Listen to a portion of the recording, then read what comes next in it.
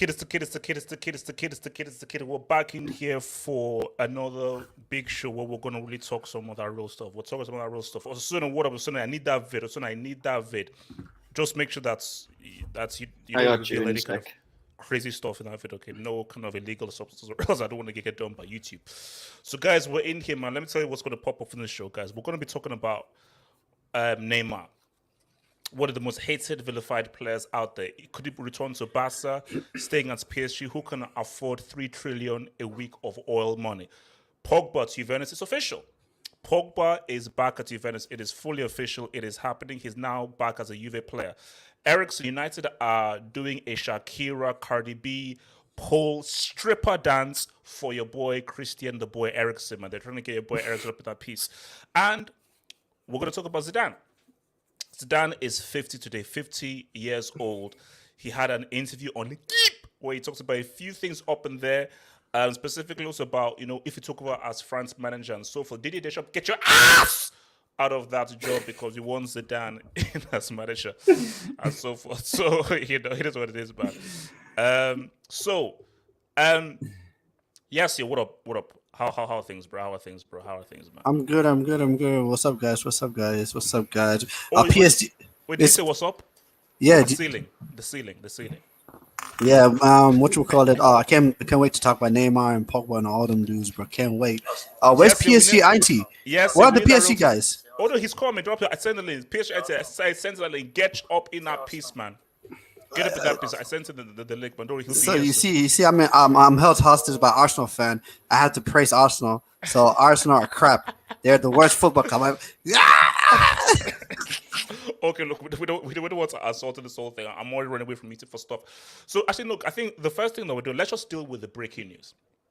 I think it will only bode well if we actually deal with the current breaking news. So, in case you guys were living under a rock or so forth, a big thing happened, and I want to get the right image. Hopefully, he has this image still here.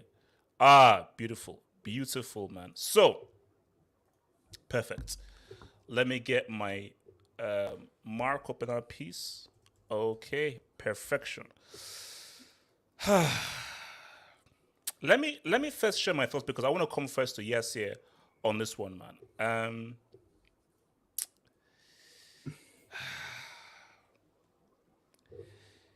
Emotional move. This is an emotional move. I wish Pogba could pick up the phone. And, actually, guys need to start taking my focus. Todd Bowley, answer your effing phone, man. Answer your freaking phone. I'm trying to take it to answer machine. I don't want to speak to your damn secretary. Answer your bloody phone. I'm being offense to Juventus. I have loads of Juve fans. I love Juve and so forth. What's it called? I have 2 Juve jerseys. The Deluge and what was it called? The Pearl. Okay, so I love the Pearl. I love the Deluge. So I have respect for Juventus. But in 2022, should a player like Labille be moving to Juventus? Is that the real positive move? Because for me, the only people that think this is a good move are Juve fans. Does any non-Juve fan view this as actually a really good footballing move? Which is why I feel like this move was purely spawned because of emotions. It's pure emotions. I want to be loved. I want to be appreciated. I want to feel that love up in that piece. Can you feel the love tonight? Phil Collins. That's what's happening. He needs that love. He needs that love and affection, baby. He needs that, cradle. And I mean no offense to Manchester United, but you don't get any love from those Manchester babes, man. You don't get a love from that, He needs some of that Italian Gazzetta. He needs some of that Latina Spicini. But Pogba, I need you to tell, because Pogba, I'm fighting for you. So Pogba, we're both black. I know, pro-black. Let's hit it. I'm fighting for you because there are people that deny your greatness, that deny your quality. The people that call you a favela merchant, a trickster merchant, a pirouette merchant.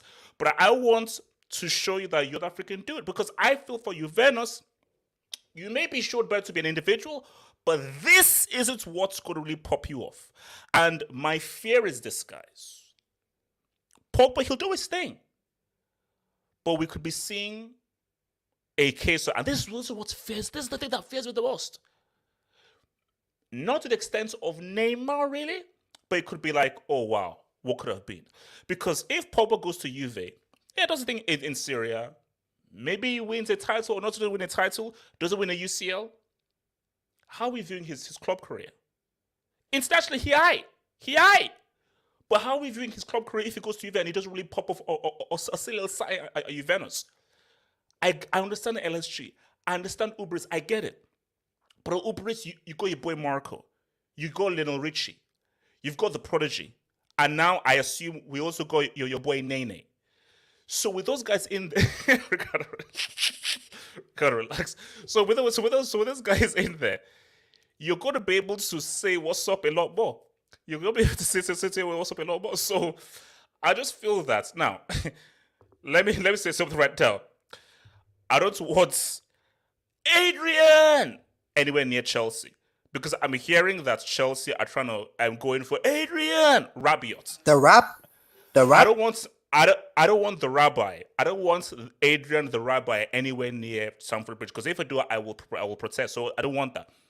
But for Juve, who do they have? Okay, I get it. Apart from Clutch Chiesa, people say, "Oh, Pogba with Clutch Chiesa and Vla." Okay, get it. I get it. You've got Jan Vla. You've got Clutch Chiesa. That ain't enough to pop up for Pogba. So let me come to your boy, yes, because I've talked about this because I want to get other views. Yes, I. You being a Pogba lover, a guy who worships at the idol of Pogba, the GOAT, and so forth. Good move or a bad move? Him going to Juventus. I think it's the best move he can possibly do, and in terms of over PSG. Yeah, I mean, HH, like I was thinking about this earlier. There has to be said something about like how French players don't go to PSG, which is weird. A lot of French players don't go to PSG. We have Chouamini and Camavinga leaving the Liga and turning down PSG to go to Real Madrid. You have Pogba from France. Trust me, he had opportunity to go to PSG, but he turned it down. I feel like more and more I'm realizing that PSG is just a fugazi club. It's not a real club. No. Yes, you have to tell me from a footballing point of view, why is Juve better than PSG? Because Juve is a club. It's a club that exists in the real world, not the Matrix. I think at this point PSG is a fugazi. They don't exist in the real world. They exist in an ultra universe. Yes. For Pogba to show himself and to show himself at the best, we get a fugazi club and so forth. Let's keep it real. We know we insult Uber Eats and so forth. People are watching Uber Eats because Mbappe is there, because Messi is there as well. So, for what is the best move for Pogba to show his brand and so forth? I think. What makes more sense? Playing with Messi, Neymar, Mbappe, Marco, or playing with Rabiot, Vlahovic, and Chiesa? But you're looking at the players. No one ever had a problem with the players that PSG ever had. PSG will always have quality players or always sign quality because they have the moolah.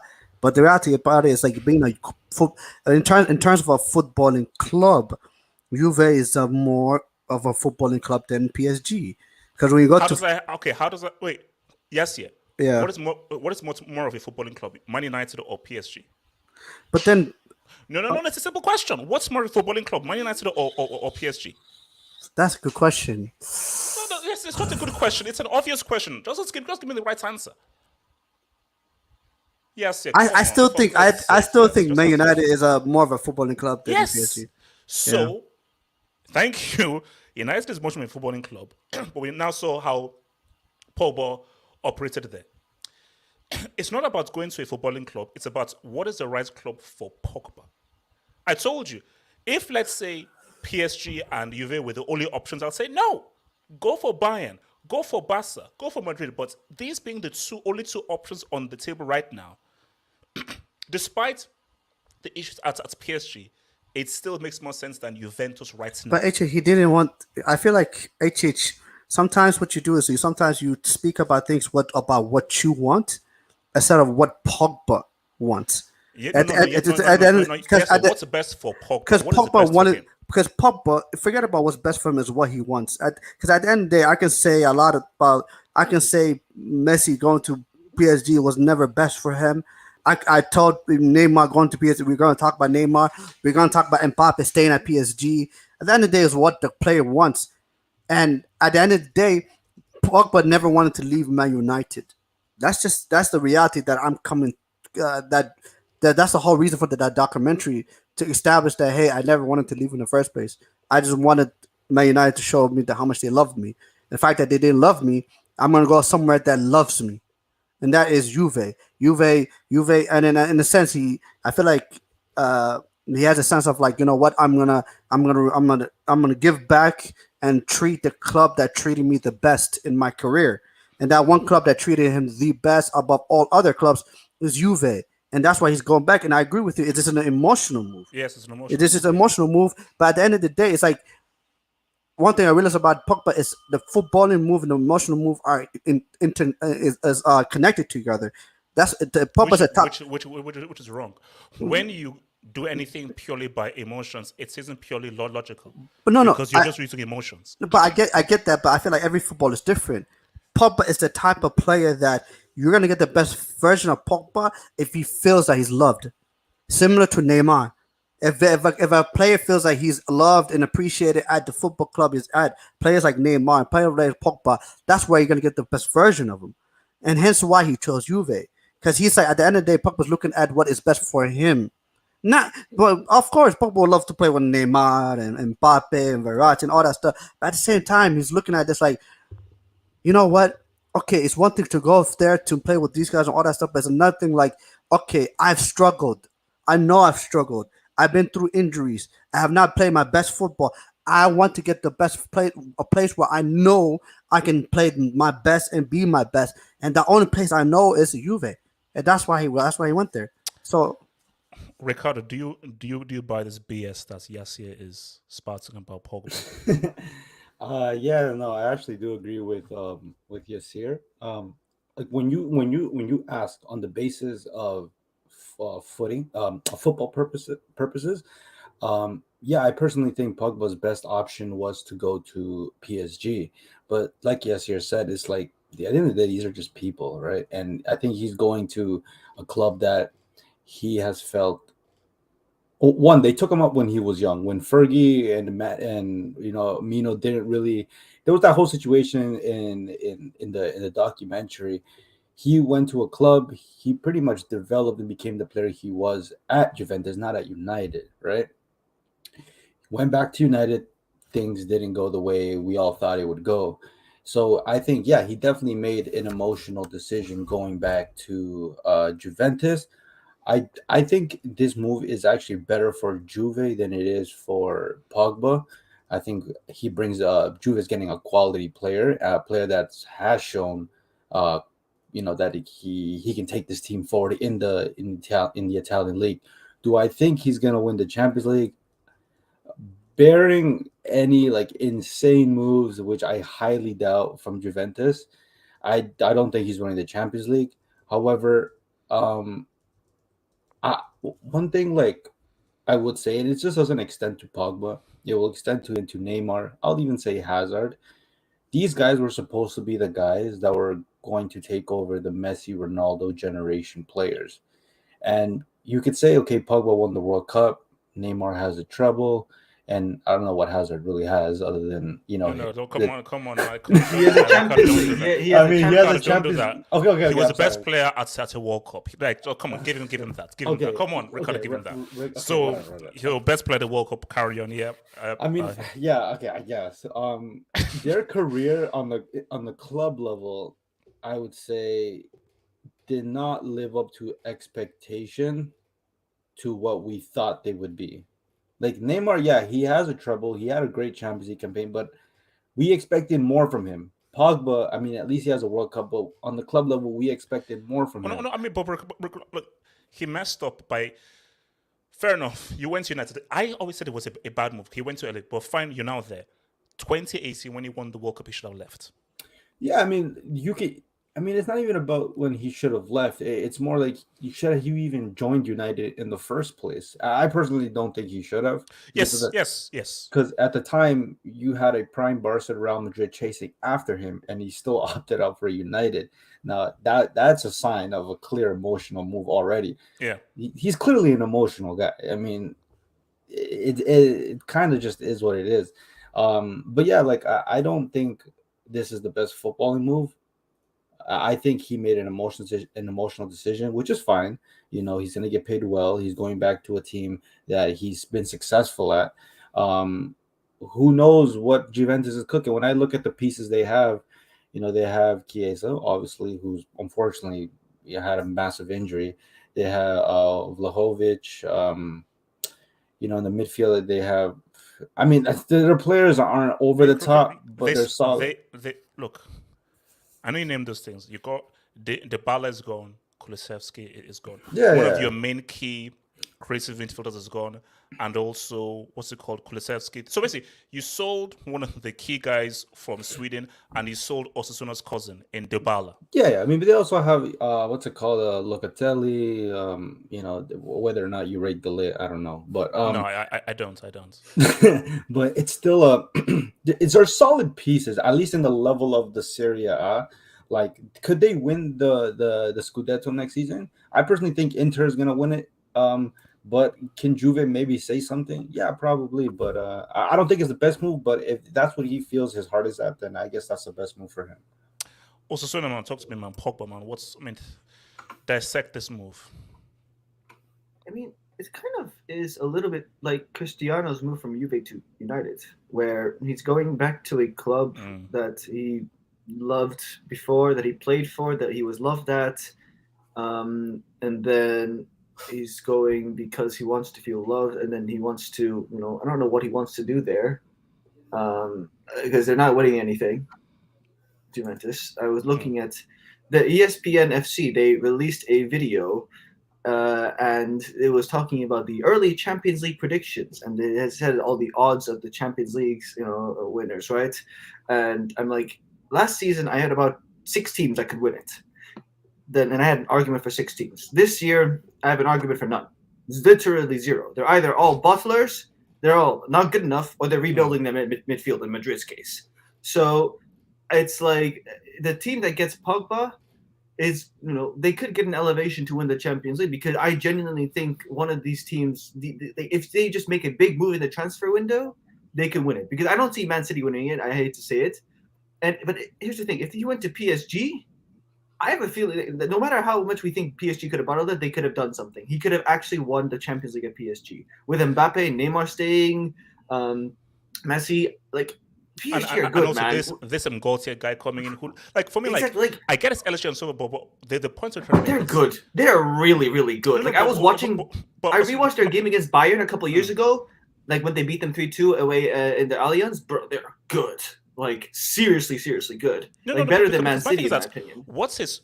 There's more chance of PSG, even with all the calls and so forth, winning the UCL than Juventus right now. Yeah. So that's Of just course. what but so here's why I think, and why I think that this may be a strong word, but that's why I feel this is a weak move, is because this isn't about, oh, I want to try and win the Champions League or do something. I just want to go to a place where I'm loved. I mean, it's like it's a move. He will go there. It's going to, you know, he's going to ball out. He probably will win the Serie. In my opinion, I think Juventus will just win it again. I think Milan and Inter had their years where they win it. Juventus are going to come back.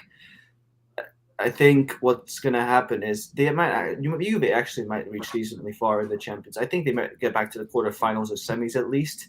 I think Juve are going to, you know, be a little bit better now with Pogba. It's just at this stage, he needs a Champions League. He needs the Champions League, and Juve is not the place to get it. He had to go to PSG because PSG is the one club this season where I actually think they might win the Champions League. Like, genuinely, they're my favorites. I know it's LSG, but if they had signed Pogba, they would have been like, yeah, these guys can really win it. But now it's just, I think he's going to be fine in Juventus. He's going to have a career there. He's going to be like one of those players that went to smaller clubs or went to less successful clubs, but was super talented, like a what's an example of that? I can't really think of a good example because big players with big profiles go to big clubs. And unfortunately, the big clubs this guy's gone to are just complete flops. Yeah, I don't know. I think it's going to work out. I think he's going to win Serie A again, but if he wants to win the Champions League, PSG was the place to go. PSG, Anti, what do you say, man? Pogba, Juventus, man. I think it's mostly about mental health. I think Pogba's, 5 seasons in United, what the media, what his own fans and coaches said about him. I think he just wants to leave everything. And where he has a comfort zone, that's Juventus. So that's why he's going back. He's not thinking about winning trophies or Champions League or anything. He just wants a calm place to chill at. And that's Juventus. So, yeah, that's it. So I mean, but knowing that, if let's say you're advising him, is that a good move? Or are you like, hey, I don't think you're happy, it's good? Or are you saying that you, as a player who is still very highly regarded, as a World Cup winner, as a guy who people still very much rate, is that good enough just to move because of mental health rather than, no, challenge yourself, go to PSG? Because Mino Raiola advised him that he said PSG is the move to really remind people of that Pogba we see for France. Yeah. No, I mean, I think for his footballing career and everything, it's of course the worst option. He could have come to PSG and finally had another good midfield partner. That's why he's balling for France. He has N'Golo Kante. By United, Fred McTominay. I mean, it's trash. It's not going to work. But at PSG, who would have Verratti? Yeah. And that link up would be crazy. And also, he also linked it up with what are you going to get out of Bernadeschi? Oh my God. Yeah, and that is so tragic. Adrian and so forth. I mean, come on, bro. Come on. Yeah, man. All right, man. Let me. Sorry. What's your finish your point, PSG? No, I was just gonna say. I think this move is all about his mental health. Nothing to do with football. Wow. Mental health tax. Yeah, man. Mental health. I mean, but obviously, shout out to mental health and everything, man. So let me just pull up some doobies right now. Bear with me, guys. Hold up. All right. I just imagine Laporta saying that in my head every single time. Saying what? For the doobies, Oh yeah. Look, let's be real. He should have at least read this. Obviously, it would have been super awkward or so forth, but I think he should have still actually read the debate still. All right. Now, these were some dubs obviously sent earlier on from thingy. So, all right. So shout out to Kristaps Anderson. He says, no. Let me read the other one. I think this was the first one. Let me read this other one. Hold up. I think it's this one. Says, hi from your Latvian journalist fan. Thank you, Mr. Kristaps. Today's a national holiday, which is a pre-Westerner pagan fertility holiday dedicated to beer. Hey, well, for me, I'm not a fan of beer. I'm a gin and tonic guy. Cheese, I love cheese. Oh, wow. Nature and sex. Oh, wow. Shout out, man. Shout out to Latvia, man. So legal to everyone on the streets. So legal. Shout out to everyone on the streets. Legal, man. Thank you, man. Have a good legal holiday. And he also sent in this other one. Where are we with this one? He says, also, our national teams getting promoted out of the Absolute Bricks National League D to Siberian Football C. God damn. After we played in the 04 Euros, we went to crap for 18 years. And finally, I have a tiny hope for Latvia. Shout out to my Latvian people out there. Actually, that's my thing. Has Cristiano played against Latvia? That's what I want to know. Has he played against? Because has he discovered Latvia? Because yes, he has. How many G's does he have against Latvia? That's what I want to know. Let me research this. Oh, he has like minimum 5 or 6 in one game. Latvia. Yeah, no. But shout out to Crystal School. I think he's actually reporting on the war in Ukraine. So, how many? Yeah, so Cristiano has 4 goals against them. And how many games? Like 1/2. 2 games. 2 games. The guy's shameless. I mean, the guy is shameless, man. The guy is shameless. The guy is a disgrace, man. All right, man. So let's get to this real talk, man. So, let's hit this. So there were penalties. Hold on. Let's get to the bar. Also, the Mitch a damn mic, man. But before I even screech in my ear, man. Okay. So, Now, here's the thing, man. I don't hate this guy. I just, I'm just a little bit waving here, man. So I'm so glad that I've got PSG and opposite so we can give a little bit. Oh, sorry.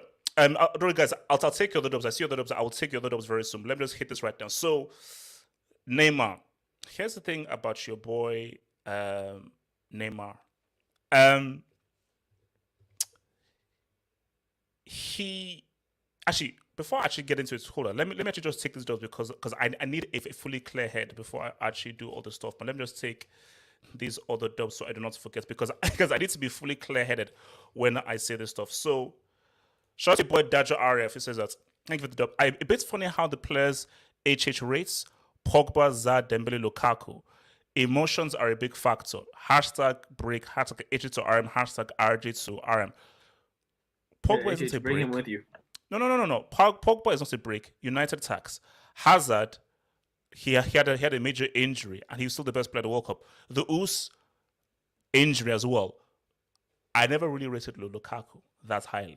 So come and be real. And RJ is signing a blood pact with Chelsea, so screw you. Wait, if you come to Madrid though, are you going to take RJ with you? Bave says a rumor. Bayern wants CR7 if Lever leaves. That's bullcrap. That's not happening. Relax. That's not happening. He's not going to Bayern. Relax. Just get that out of here. Alps. KDB better mentally than Pogba, but he's still a bum-ass industry plant. He gets back up even though he runs into people's shoulders like a complete loser. Yeah, I know. I understand that, Alps. Shout out for the dub, though. Josh Byrne. Pogba just following the Skywalker. Run back home. You know what? I actually can't. I can't deny that. I can't deny that. I'll be real with you. I cannot deny that. All right, let's get into this whole Neymar thing, man. Let's get into this whole Neymar thing, guys. I don't hate this dude. I do not hate Neymar. So anybody that says I hate Neymar, you're a complete liar. And I'm so glad I'm here pitches because this is how I view it. I don't see Neymar is still motivated. I'm not sure that whether Neymar is still fully invested in this little PSG project. And I'm not sure whether Neymar is really somebody who is fully into trying to say what's up for PSG. And I believe that him staying isn't about football. It's because he's got a seriously lucrative contract and he wants to see it out. When they asked El Khelafi about Neymar, he didn't even lie. You could have just lied and said, oh yeah, we're expecting to stay. Yeah, we know it's a lie, but he just says that just for PR. Even for PR's sake, he doesn't even come out and lie. He says that, well, we have to explore other options. It's about the projects and everything. So 100%, I believe that PSG are looking to sell him, but I think it's going to be impossible. You can want to sell him. You need to find a buyer. Even if you agree, if Neymar has to agree to leave. And here's my thing, because this is the kind of guy Neymar is. Even if PSG say, we don't want you, you are not part of our plans, and our plans do not include you, Neymar will be like, cool, bet. I'll just stay here and just get all the money and just go out on holiday. And now I can actually be with my sister 24/7. So it doesn't really bother him. It doesn't really bother your boy. Because, see, on the other hand, you see, when he's now a player, wait, you can't just skip over that, bro. You can't just wait. I'm not. Guys. It's not like I'm like when he's a regular player, he's going to go in match. He's going to skip out. He's going to like try to explain as to why he wants to go. If you're saying that not part of the plan, he can sleep in his sister's bedroom 24/7. And he can now go between his sister's bedroom and his mom's bedroom. So he could also, hop, skip, jump between both houses, his mom's house, his sister's house. Well, of course, I don't know whether he's going to share his mom's house with his mom's girlfriend, who I think is like the same age as him, but we'll leave that to one side. Wait, is his mom now? Oh, so relax. No, easy. This isn't a Monday. This is on Monday. This is on Monday night. So my thing here is, Barca is the right place for him to go to. But Barca just cannot afford him. And if I was advising Neymar, here's the thing. I would sit Neymar down and say, what do you want? If Neymar says, I don't care about football, I will leave the room. If Neymar says that I still care about football, I still want to win the Ballon d'Or, I will tell Neymar that humble yourself, come to a reasonable agreement with Barca and go back to Barcelona where you can be the king because Messi is no longer there. PSG INT, talk to me, man. From a PSG fan's point of view, where do you stand with Neymar at PSG and so forth? No, I love him. Like games where Neymar isn't playing, it's much more boring because he just adds something that most players don't add. I mean, Salah doesn't add that. Mane doesn't add that. De Bruyne doesn't add that. It's only Neymar, and he's a really special player. So I think we should keep him. Like his kind of player doesn't exist anymore. He's the lost airbender. But do you still believe that he's still fully motivated? That he's still fully 100% motivated? I wouldn't say for 100. PSG. I wouldn't say 100, but I wouldn't say 0. He's like 75 because I think with all the injuries, it's been so hard for Neymar. Like imagine you coming back to your best. Like sometimes, like last season, you remember against Bayern and everything. And then when injuries hit him and everything, he has to start over. And you have to have a lot of motivation to start over so many times. And I think it's been very hard for Neymar. But what I think, all of this PSG to sell Neymar, you even said it yourself. You said it's impossible with the wages he has, and not many clubs in the world want him. And he won't move to Newcastle, for example. No. Wages. No. Look, the only possibility is if he agrees to lower his wages. And my thing is that it depends on how willing is he to still try to revive his footballing career and be relevant in the footballing world. And my thing is that I think it's impossible because I think Neymar isn't really bothered about being known as this footballing guy. He's just not bothered. The World Cup is the only thing he's fully invested in. Sorry, over it. No, I think you're too harsh on Neymar there. I think he's still motivated to win trophies, both with his club PSG and his national team Brazil. And I think all of this with Neymar wanting to sell, as I said before, you said it was impossible, and that's the idea. PSG know that it will be impossible to sell Neymar. So Nasser, he didn't say that to act stupid or just say the honest truth. He's doing that, I think, for motivation for Neymar. I think the only thing that was left to motivate Neymar was him being scared of his comfort zone. He's on high wages, he's living in Paris, he's playing with his best friend Messi, best player in the world, Mbappe. And this was the only thing that could make him want to be a stronger character in the dressing room, playing better. PSG, congratulations, bro. You are the amount of conspiracy theories you come up with in terms of PSG and Neymar is unbelievable. I applaud you, bro. I applaud you. I mean, you can say because what you're saying is complete nonsense.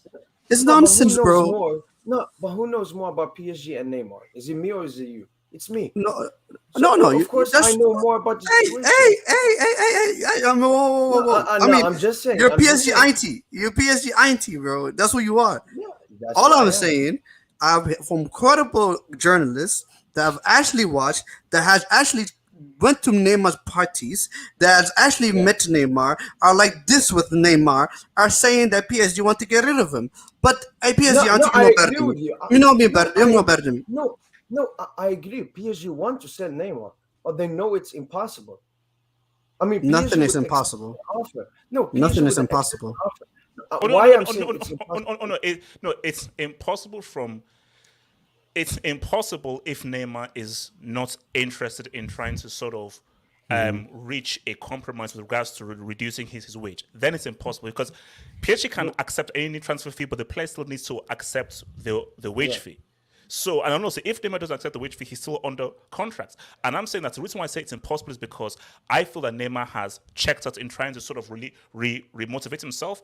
And he's like, why the hell do I want to go down from like $1 million a week to like 400,000 a week? No. I'm sorry. No. Neymar will always get his money. He will always get his money. But he won't be a PSG player this summer. He will leave this summer. No. Yes, he's going.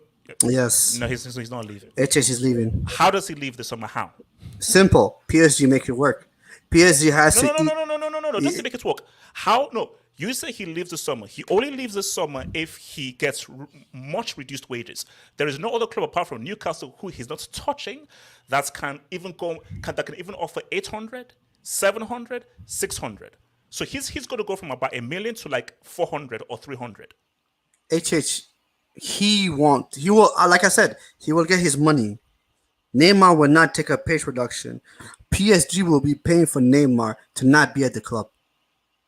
Yes, 100%. Listen, PSG is okay of getting rid of Neymar. It's not like will do everything to kick him out of the club. It's not like that. I mean, this is what I mean.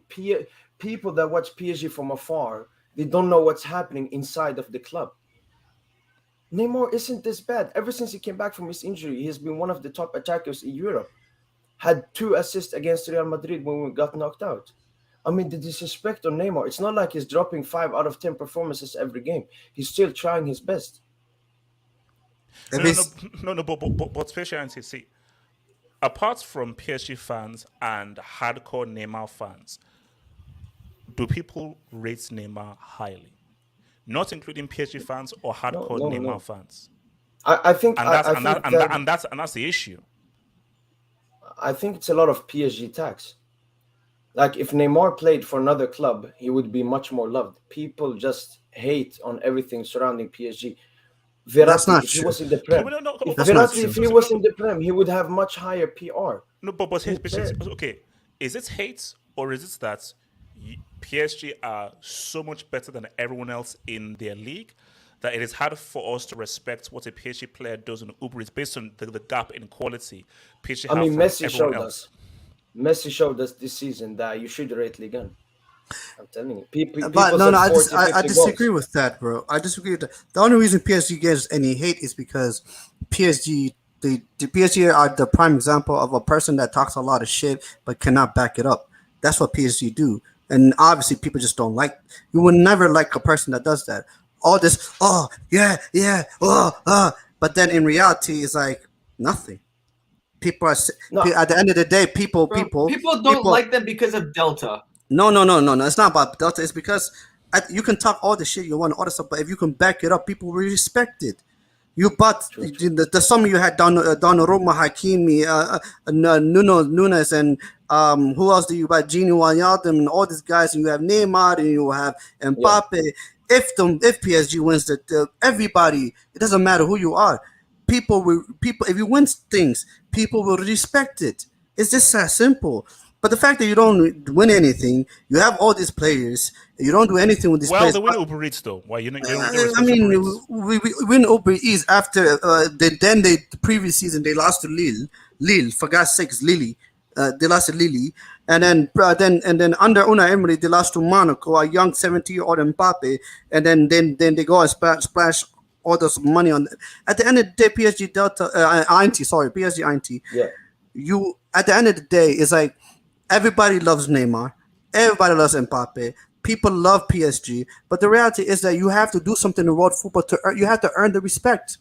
That's all everyone has been saying. If you think people hate you guys, we don't. At the end of the day, we're looking at this team, this superstar team, this unbelievable, amazing team that each player that Neymar, if every club would love to have him, even though he's on ridiculous wages, but everybody would love to have the best version of Neymar. Everyone would love to have the best version of Mbappe. Everyone would love to have the best version of Messi.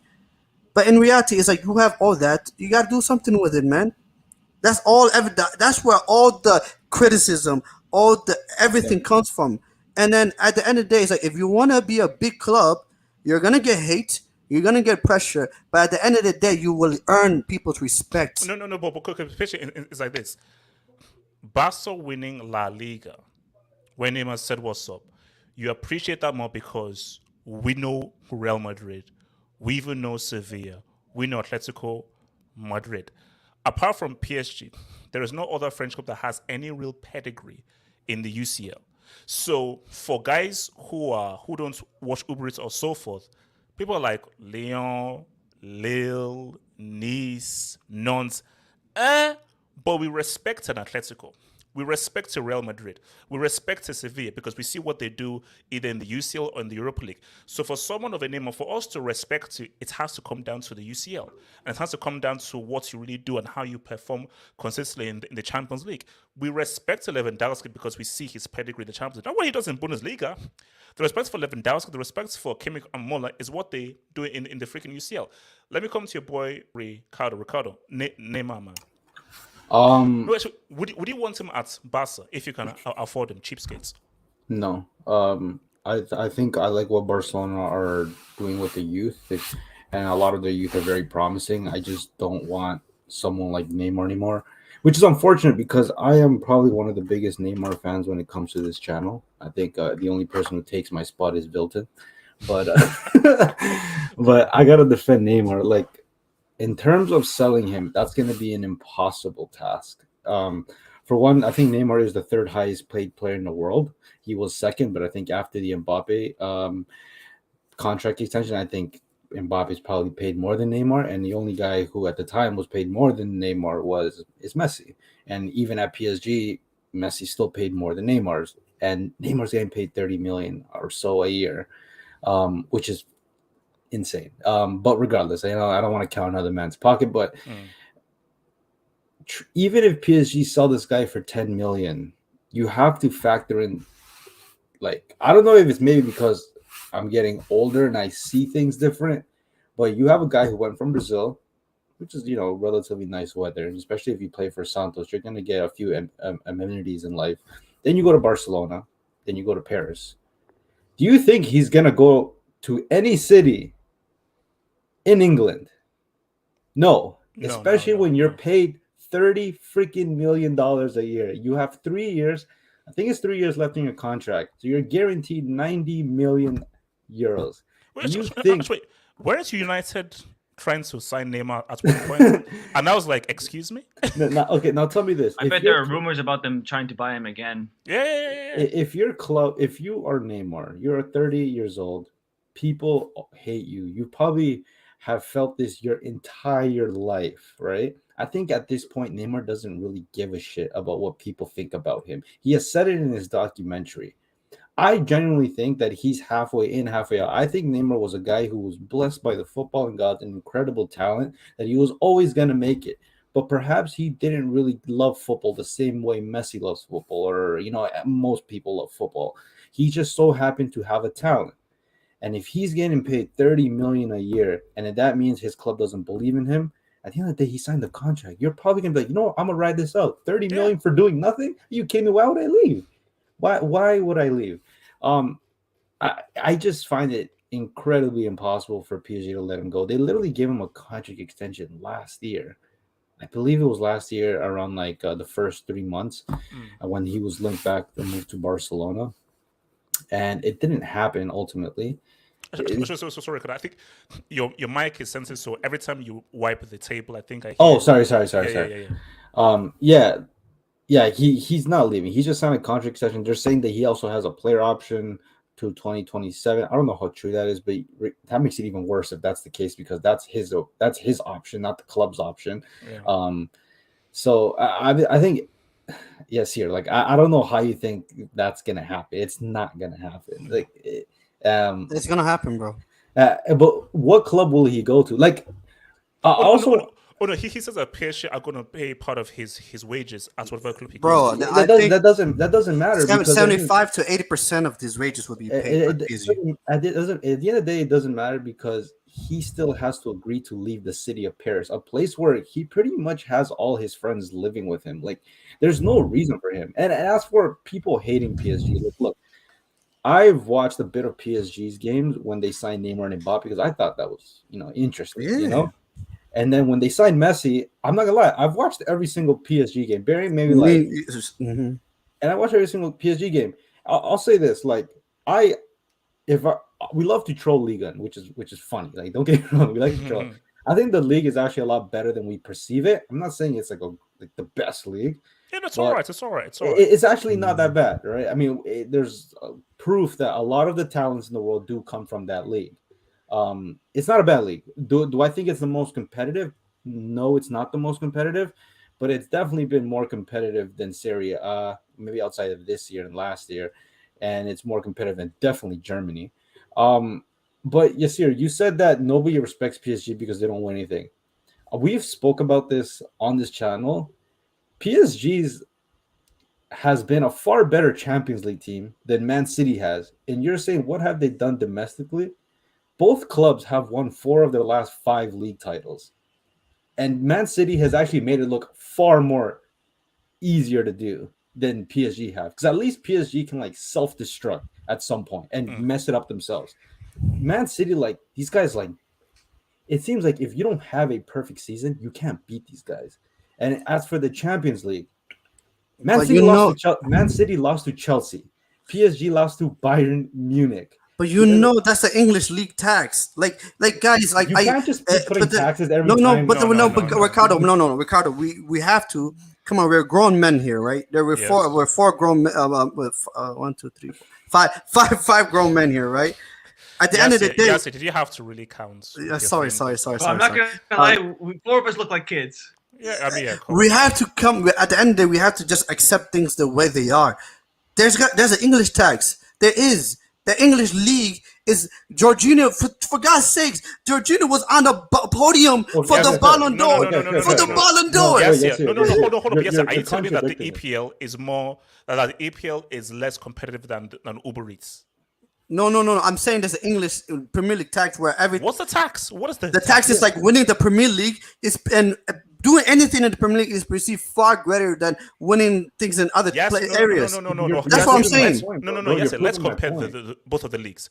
If you compare Liverpool, Chelsea, Tottenham, and so forth to Lille, Nice, we're arguing about the Marseille, same thing, though. We're saying the same thing, though. That's what I'm saying. I agree with you. That's what I'm saying. Like what I'm saying is like, my point, though. But you're saying like you're comparing the respect that Man City earns and gets for the PSG, even though they won a similar amount of league titles. But what I'm saying is that you cannot compare the French league title to the English Premier League title. You simply can't, bro. That's because of the massive marketing and the fanship that they have behind the league. Whether or not you believe is, I never believed in the last 10 years of the Premier League. Maybe the last 2 years, yes, they have been the English League has been the best league in the world. But that doesn't matter. It's the point is that Man City as we perceive a far better league, have won their league title far easier than PSG have won their league title.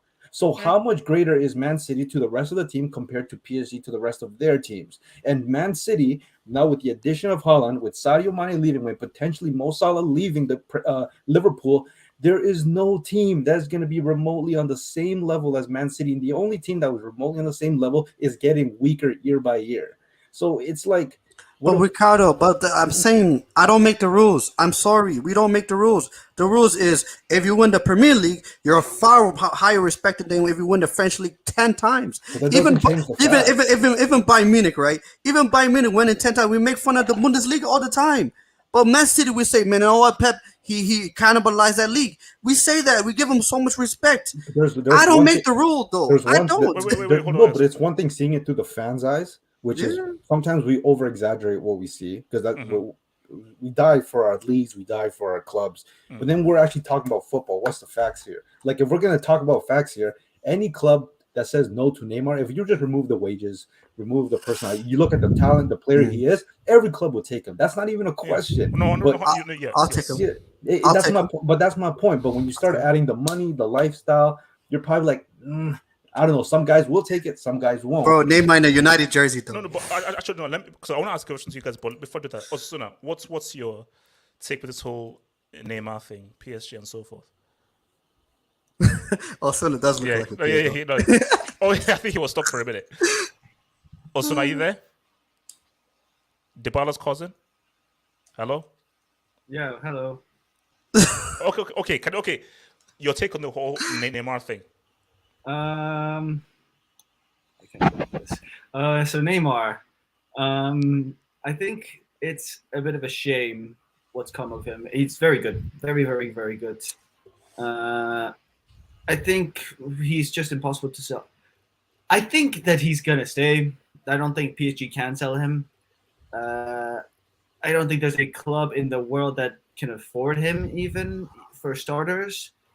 And I don't know if Neymar wants to get rid of. I mean, where would he even go? Because Barcelona have zero money. It's not like if PSG were to lower his price, they could still buy him. No, for his wages, they would still not be able to buy him. If they want the ski, if they want all these guys, they wouldn't be able to buy him. So I don't know where else he could go because no other team. Or Sona, Bricknet. It's a very. There are a lot of left wingers in the world. Oh, you still hear me? Yes, but you're breaking up. You're breaking up. I don't know what. I think your Wi-Fi is in Siberia or something. Oh, okay. Wait, come out and come back in. Yeah. Maybe I think. Because come out and come back in. Okay, look. Let me take some notes, and I want to ask a question to you guys about something real quick. I want to ask a real question. So, where are we? Alp says Ney's ankles are made out of glass. # wasted talent. I wouldn't say he's wasted completely. I think that's a little bit hard to say that he's completely wasted. English Talents FC says Mount carried CSC to the UCL. Neymar clown to Liga # levels. English Talents, you're sniffing cocaine, bro. QC8, Neymar wants to run back home. 222 million down the drain. It's not really down the drain because 222 for PSG ain't that much, bro. Because those guys have the money. Talent FC, flirting, Pogba struggles, harassment, Stevie G UCL. In Talent FC, please don't tell me you're comparing Stevie G to Pogba. Please not. Does Stevie G have a World Cup? I don't think he does. Alp says Osasuna is drunk. He's lost right now. No. It's just brick Wi-Fi. I think he's just having a brick Wi-Fi. PSG Einstein. Let me ask you this though. And I know question to the room, but first to Einstein. Is Neymar a big part of PSG's plans moving forward? Because El Clavi said, okay, new projects, new way of doing things, and I'm not going to allow people to take advantage of the situation. And I think that when he said the situation is just how much of like a holiday camp it was, because those were his exact words, that people will no longer take advantage of the situation. Honestly speaking, forget about your love for Neymar. Is Neymar actually a big and major part of his project? Because I believe that here's my belief, and I'll go to it. This is my perception. Mbappe FC, what do you want to call it like that? Mbappe signing a new contract, massive W for PSG, huge win for PSG. And now they want to now make it right. Luis Campos being hired as a sporting director, them now getting players who now want to now really fit the idea of what Luis Campos wants. And maybe this is PSG now going much more of a more disciplined footballing structure. And they want everybody who's 100% in. And you said with your own mouth that Neymar is maybe 70% in. My perception is Luis Campos, the new manager who think is Gaultier, wants everybody to be 110% fully in. So from that point of view, if we're saying that Neymar is only 70 or 75% interested, despite his talents, wouldn't PSG want to have a situation where everybody's 100% in? And if you're not 100% in, you are not really going to be a big part of this project. Talk to me.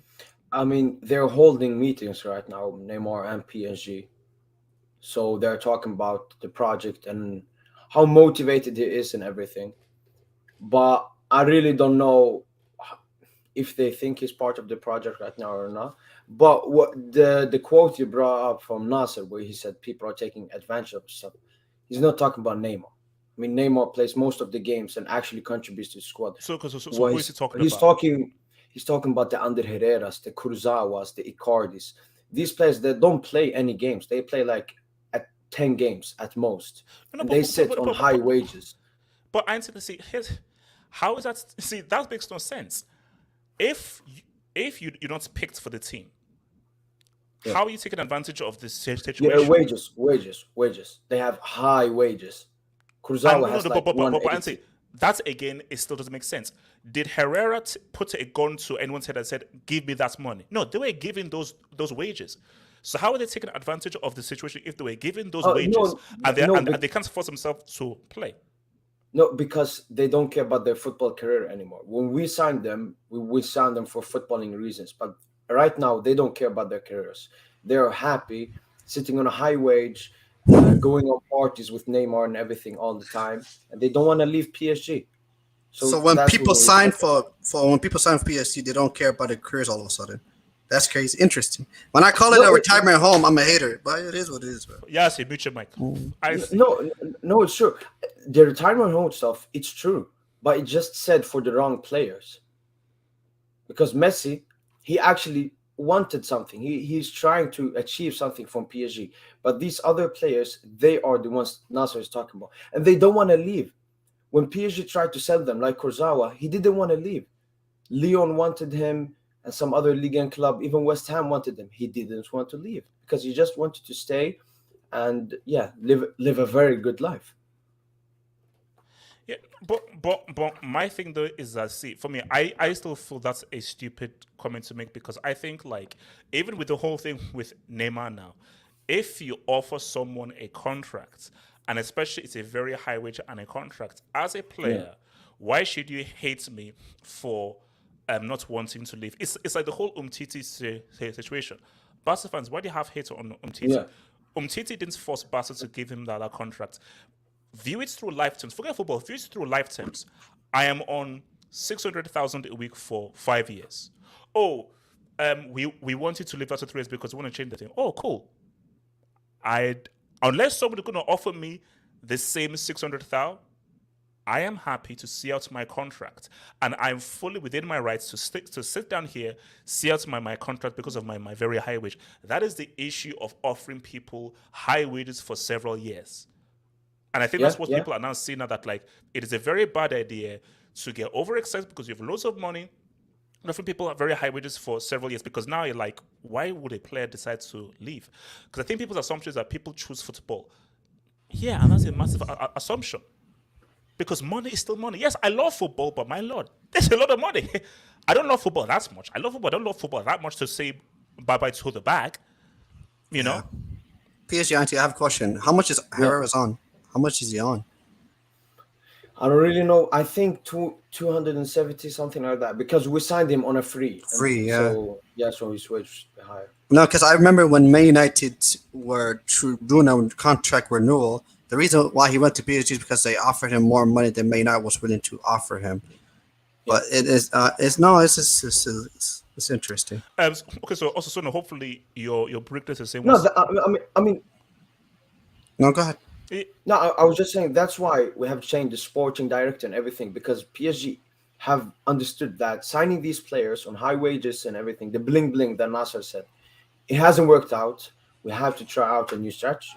So the blame is on us and on the players, on previous us, Leonardo and so on. HH, can you share what I sent you on your DM? Just go. Stop me. This whole Neymar PSG situation. Yeah, I think I have a bit of internet problems today. I'm sorry. I think, as I was saying, PSG. I don't see why they would want to get rid of him. To be honest, I mean, obviously there are reasons, but he's been one of their better performers. He actually plays games, as PSG was saying, and it seems like whenever he plays for them, he's not performing badly. He got 2 assists against Madrid. He was basically the reason they got to the final of the Champions League. He was the reason they got to the semis of the last Champions League with Mbappe. So clearly this guy is a good player who's done things for them. I think that there's nowhere for him to go. So, I mean, and here's the thing though, and that just shows how talented he is. 100%. 2 assists, and he does still play well. He's still effective. But do you see a player that is 100% committed, or do you see a player that is as committed for PSG as he was for Barca through those years? The thing is, I don't think there is a club he can go to right now where he will be that committed, because there are so many left wingers in this world right now that are very good, and this free role / number 10 position doesn't exist anymore, right? As we talked about. So I think that it's very difficult for him to find a place that's not PSG. Barcelona, I guess, Barcelona have no money. Real Madrid already have a left winger. Manchester City, he's not going to the Premier League, right? No, that's not happening. I mean, Chelsea, right? He's linked to Juve for whatever reason. I don't know. No, that's not going to be a thing that happens. No. So where what's it called? And where Neymar is concerned, I think it's just the same thing as always. If he stays committed like he did in the 1920 season, and he doesn't get distracted by your girlfriend that I've now stolen right over here, right? Oh yeah. Shout out Rafi, man. Yes, if as long as she's not a distraction, it's like he can play, and he is the reason that I feel like they can win a Champions League still. because that's why I have them as the guys, because they have Neymar, they have Messi, all of these guys. Okay, so you still believe that if, let's say, Galtier is the new manager coming in, that Neymar is still a big part of their plan? Yeah, of course. Just because there's no way that they sell him, there's nowhere for him to go. Nowhere. Listen. Campos wants Galtier to play 3-5-2, and they have confirmed that for this season they have decided who the number 10 is, and that's Lionel Messi. Messi's going to play as the 10, Mbappe in front of him, and that's why we're trying to get Lewandowski to play alongside Mbappe in a two-man up front. So Neymar doesn't fit anywhere into the system. So Neymar doesn't. So that's we play with wing backs. Because I saw that same formation that guys put up with a 3-5-2, and I was about to say, okay, where and you see again. History is repeating itself. Messi. And Ricardo, you should know this. Messi. Neymar left Barca because I don't think Neymar and Messi can coexist, specifically in the kind of role that Neymar wants to play, which is the number 10 position. Neymar just doesn't want to hog the left. He wants to be the main creative hub of the team. Well, and as much as Neymar wanted Messi, Neymar must realize that you two cannot really coexist. You have to have one general creative. It doesn't work, HH. No, it doesn't work. Auntie. Oh, sorry. I was looking at I mean, that's the problem. I mean, that's why Messi and Neymar played well together at Barca, because Neymar at that time was a left winger. But when Neymar came to PSG, we made him a number 10. Tuchel made him a number 10. So now you have Messi and Neymar, who both, with their age, with less speed and everything, both are at their best as number 10. I would even say right now, Neymar is a better 10 than Messi. But PSG want to keep Messi more and use him more because of his name. I mean, even Nasser said it. The profits we make with Messi. I mean, how many people watch Liga? Like Ricardo says, he watches a lot of Liga games just because of Messi. And that effect, it's so big that's why Nasser said Messi is going to have his best season in his career next season. He's not going to do that. Oh, okay. So, Ricardo, you wanted to say something, Ricardo? You're muted. Yeah. You're muted. Yeah, sorry. No, I think with the whole, him leaving Barcelona, I think that shit ended when pretty much Neymar wanted Messi back. Like, you can't, if you're gonna bring him back, you're pretty much admitting that, I couldn't do it by myself. I'm gonna need your help. So I think that idea is done. In terms of the formation they want to play with Messi behind two strikers, I don't think that's going to be a realistic possibility, because I don't think PSG is going to get Lewandowski. I think the best options. Personally, I think the better idea for me, in my opinion, would be to play Neymar as a number 10 and have Messi play up top beside Mbappe. Now, obviously, these 3-5-2 formations, like, they're not really solid. Like, they're not actually 3-5-2. Yeah. I would assume that although Neymar would play more in the middle just because he actually defends, which is something he doesn't get credit for. And to have him in the midfield is far more important. And then Messi, in my opinion, will play ahead of him, but in between Mbappe and Neymar, and Mbappe will obviously be on top. And Messi will play on the right side, and Mbappe will play on the left. So that's the way I think would ideally be PSG's best option. And I'll agree to PSG's INT. Like, I think at this point, as a 10, yes, Neymar is probably just a bit of a better number 10 than Messi. I think that's mainly down to he's just younger.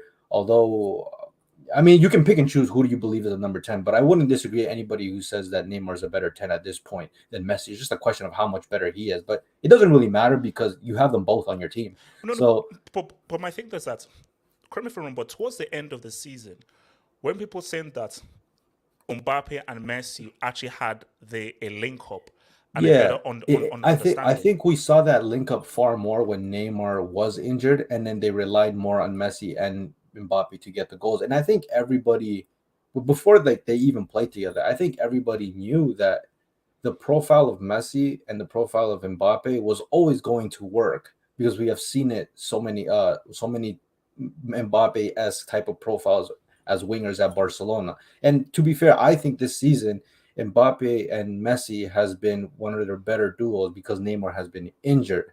And when Neymar came back, it was just in time for the Real Madrid game, and they didn't have much time together because Neymar came back from a pretty serious injury.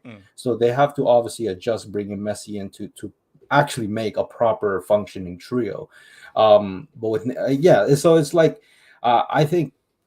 And like to be fair, they actually started playing better as a 3 towards the end of the season, but it was too late by then. So I still think it can work. But I mean, it's obviously easier said than done. So. What's it called? So basically, also like, I mean, do you still feel that Neymar is still critical if you go to the points of like, okay, we can only have one number 10. Do you think Neymar and Messi can both coexist, knowing the role that Messi now plays as a creative playmaker, or do you think you have to choose one, either Neymar or Messi? You can play with both of them. It's possible. I think it might actually even be a better idea to play with both of them now that I think about it, because why not? I mean, Neymar at the 10, put Messi up front instead. Like, why wouldn't that work?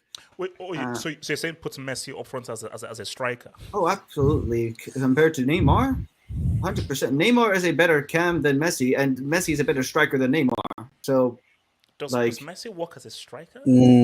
Once upon a time, yes. Better than Neymar. No, better not than Neymar, now. right? See, this is the issue. It's just a shame that Lewandowski wants Barca and only Barca, because what works is Lewandowski as a striker, and then you have Mbappe and Messi, or Mbappe and Neymar. That is what works. Because for me, I don't think Mbappe is not a striker. Messi is not a striker. No. You need a bona fide striker. Because Emerson worked because Jaws was a striker. No, but it could work with Messi. But Messi not a striker. But Messi is very but then very flexible. Not now though. Like at the age he is right now, no, it's never going to happen. There's a reason why Messi prefers never to play. Like that's why Argentina has such a big problem, because if Messi could have played as a striker, well, that could have solved so much of Argentina's problems. Not necessarily. No. I think I'm just trying to think of it in my head. I'm just trying to imagine it in my head. Because see, the mistake that we're making is because Messi is so versatile. What you need is a specialist. Yeah. And I feel that Messi right now, Messi's tendency is playmake. What's the pass? Who to create to? What you need is a guy who, my first thought is to shoot on sight, is to shoot. I mean, is Icardi still there? Is a striker. Look, forget that adults run and so forth. You need a guy who, the first thing is to shoot on sight. I mean, look, PSG Einstein, would you want Messi as a finisher striker, or do you rather have and go out where PSG got and get a striker? Or do you think Messi can work as a striker? No, Messi 10.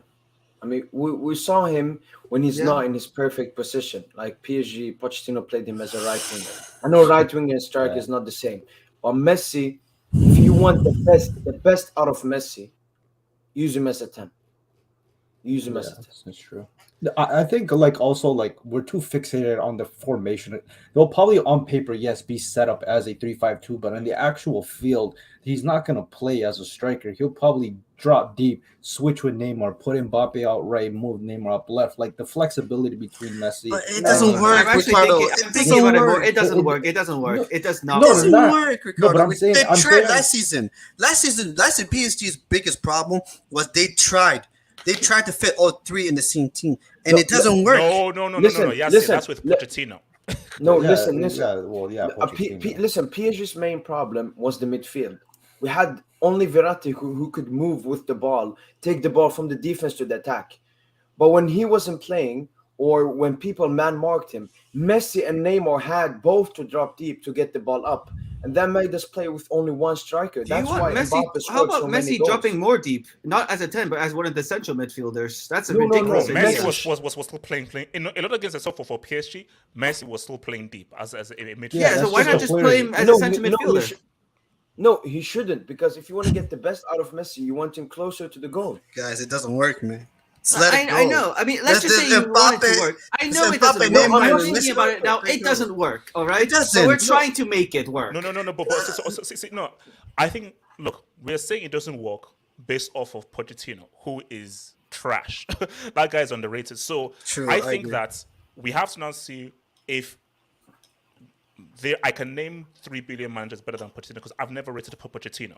So we don't know if you have these 3 players given into more capable hands what they can do and how they'll be able to fit through. Because remember, Pochettino is not the most creative, dynamic guy, specifically in trying to create ideas and strategies moving forward. He is, inshallah, he has no specific attacking offensive ideas. Yeah. So if you have a Galtier or a Zidane or somebody who actually has specific offensive ideas, then it could be different. Because for me, look, I don't think it can work, but that's just me from the outside.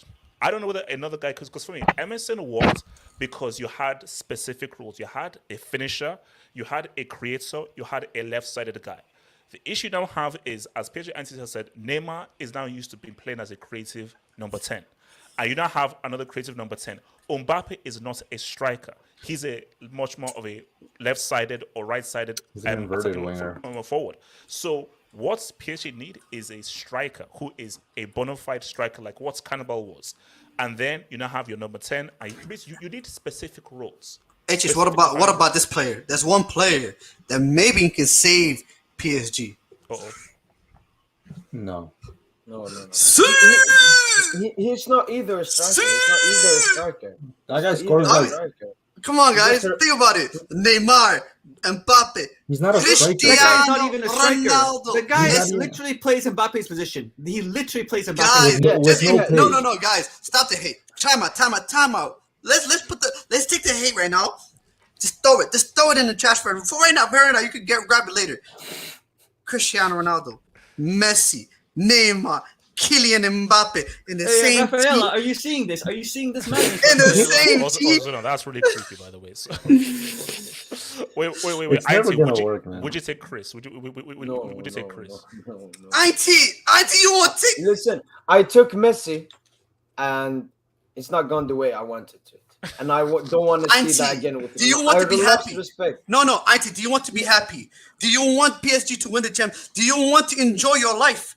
Get Ronaldo. Get Cristiano. Get the best Ronaldo that's ever played this game. Get Cristiano, Ronaldo, Alviaro, De Santos, whatever his name is. Get him. Listen, Get him. Yeah. Bro, Can you stop Delta would be raping so my mad. ears, please? Delta would be so angry. Delta, you'll be so bro. You'll be so happy. You will enjoy. You can talk all everything you want. PSG, PSG, Auntie, you'll be king, bro. You'll be king. Point. Yes, shush. Imagine. I want to ask Delta. Would Delta still continue to support PSG if Chris signed for PSG? It's not happening, man. That's it. No, but look, it's never happening, man. It's never happening. All right, look, man. Yes, right. No, I just want to say the reality is that it doesn't matter who they sign, they're gonna roll with Messi, Neymar, and Mbappe, and they're just gonna figure it out. It doesn't matter. We can sit here talk. They're gonna. No. Look, we've gone around everything. Neymar is staying at PSG. That is happening. He's not leaving this summer, and it is what it is. So it's about whether he's going to be fit. And unless they sign Lewandowski, which I don't think is going to happen, that's good. That's going to be your front three. We have to unite the two fan base. The Ronaldo boys and the Messi fans. We have to unite them.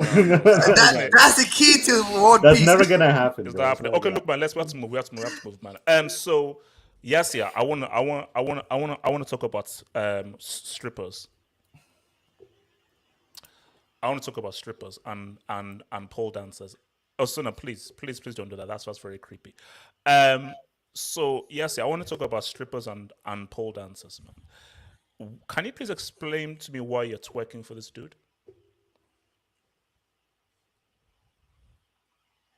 Actually, I don't know. No. Yes, there's not actually. Why are you going down on all fours and shaking that booty for this dude? Christian Eriksen is okay. You real talk. Christian Eriksen is that dude. He's that dude. I'm telling you, people hate on Christian Eriksen, but it's underrated. Whoa. Okay, nobody hates on him, especially after the events. Hey. Easy. But no. Even if you put that to one side, nobody hates on him. But I'm saying that. Why are you twerking so hard for this dude? Because yes, I want to ask a very uncomfortable question. This is very uncomfortable that people don't like. But we ask uncomfortable questions here. In 2022, do United still have any real pool for players? Ricardo, I didn't crack a joke. I don't know why you're laughing. Do United still have any real pull for players? Because you see, my name isn't Terry. I'm not white, and so forth, and everything. Do Manchester United, because people keep saying United are a big club, United it's just heavy. United I still have. Do United still have massive pull? Is it a case of if United call, people come running to Man United? Do they still have that as pull? 100%. You know why? Because Man United is one of the richest club in world football. It's that simple, HH. Money talks. It's not in that. It says, do you want to feed your kids? Yes. Do you want your kids to have a good life? Yes. Come to United. We got the money. HH, look at our wage bill. There's players like Marcus Rashford and Anthony Martial that was getting paid more money than Sadio Mane. One day we have to talk about what happened, that the injustice that has happened to El Dio. There's players like Yong-Min Song that at once upon a time prior to the contract renewal was getting paid 80K.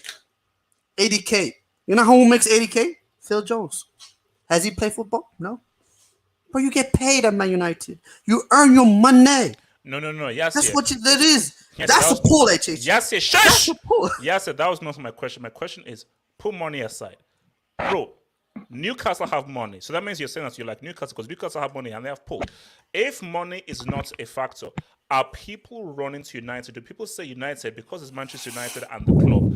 In 2022, do they still have the pull of like any top player they go for? Top players want to play for Man United in 2022. I hope so. I ain't gonna lie, I hope so. HH, I ain't lie to you. If I was a player, I had no affiliation to Man United, I would never come to Man United. I'm not gonna lie to you. This is me speaking as an objective fan. I wouldn't. If I had nothing to do with Man United, if I was not a fan of Man United, I would never ever come to Man United. That I would never. I don't care how much money Man United is offering me. I would never come. Why? Because HH is like, why though? Like, what do we have to offer? We're never gonna challenge for a title. We're never gonna challenge for trophies. Other than money, we don't have nothing to offer. HH. I mean, at the end of the day, it's like AC Milan has one of the most amazing history. You don't see people saying big players saying we're gonna go to AC Milan. They don't say that. Because at the end of the day, it's like at the end of the day, everyone wants to win. Your footballing career is not that long, HH, you know?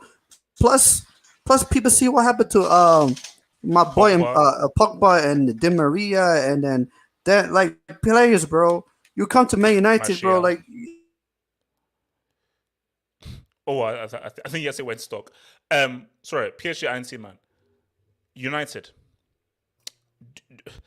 They're twerking for Eriksen and so forth. They've been twerking for De Jong as well. Why is it taking so long for United to have these guys? And is it a case of United just do not have the same pull as they once had, and United is no longer an attractive destination for top players? I think it has all to do with the past 5-6 seasons. Ever since the Pogba signing, most United players that have joined United have gotten worse. And I think that most football players have seen that pattern, and they don't want to go to United because they're scared of being a flop. Because the environment, the manager, and everything. I mean, yes, Ten Hag is good right now, but if you look at the past 6 seasons, they've had new managers, new players, and everything, but still the same. It's still Europa League level. It's not Champions League level. So it's also because they play in the Europa League. I mean, people... that's nobody's running to Europa, man. Osasuna, United, man. Eriksen, can Eriksen change United's fortunes? And if you're advising Eriksen, would you actually tell him that stay at Brentford rather than go to United? Would perhaps hamper your career? If I was advising Eriksen, I would say if you don't want another heart attack, don't go to United. Because that's just how you get another heart attack. You know, one time you think you're going to a great club, and then suddenly you lose 4-0 to Brighton, and then you're going. Yeah, that's how you get a heart attack. Ten Hag. So Ten Hag attacks. What about Ten Hag? Yeah, with the players that they seem to be going for, they don't look serious. United. They've had this transfer window. They've been linked with De Jong and Eriksen. I don't understand why they're going for these players. One doesn't want them. One is, no matter how good he is, you already have 2 players for that position. And I mean, are you trying to get him to replace Bruno? But I don't understand what's going on. You need two central midfielders. If De Jong's an okay target, but if he doesn't want to come, move on to the next one. All right. You still could have gone for Chouamini. Sangare from PSV is still a very, very good defensive midfielder that's on the market. There are so many different players that you could go for, and you're going for these players that make no sense. These players that have big names but really aren't. I haven't like. They're not going to help United win the title. Like United are need. But see, now maybe I'm wrong, but my assumption is these are all targets that Ten Hag wants. Because I'm sure United are not dumb enough to make the same mistakes they made before, which is that, oh, let's just get the topmost famous players. I'm assuming, I may be wrong, streets tell me, I mean, content crackers tell me that. My assumption is Ten Hag has said, I want boom, boom, boom, boom, boom. Hence why, Frank de Jong, that makes sense. Because we know how much is it. Anthony makes sense. Because these are guys Anthony makes sense. Worked with. Anthony, that makes sense. De Jong, it makes sense until he says that he doesn't want to go to United anymore. Then you move on. Move on, right? Yeah, so, I mean, I'm having some vibes of Ronald Koeman a little bit, where he's just trying to bring his old squad back, right? Ronald Koeman trying to bring the Dutch squad back. This guy's trying to bring all of Ajax back. So I don't know, man. I think that we have another case of where a guy thinks that he's really better than he is with Ten Hag.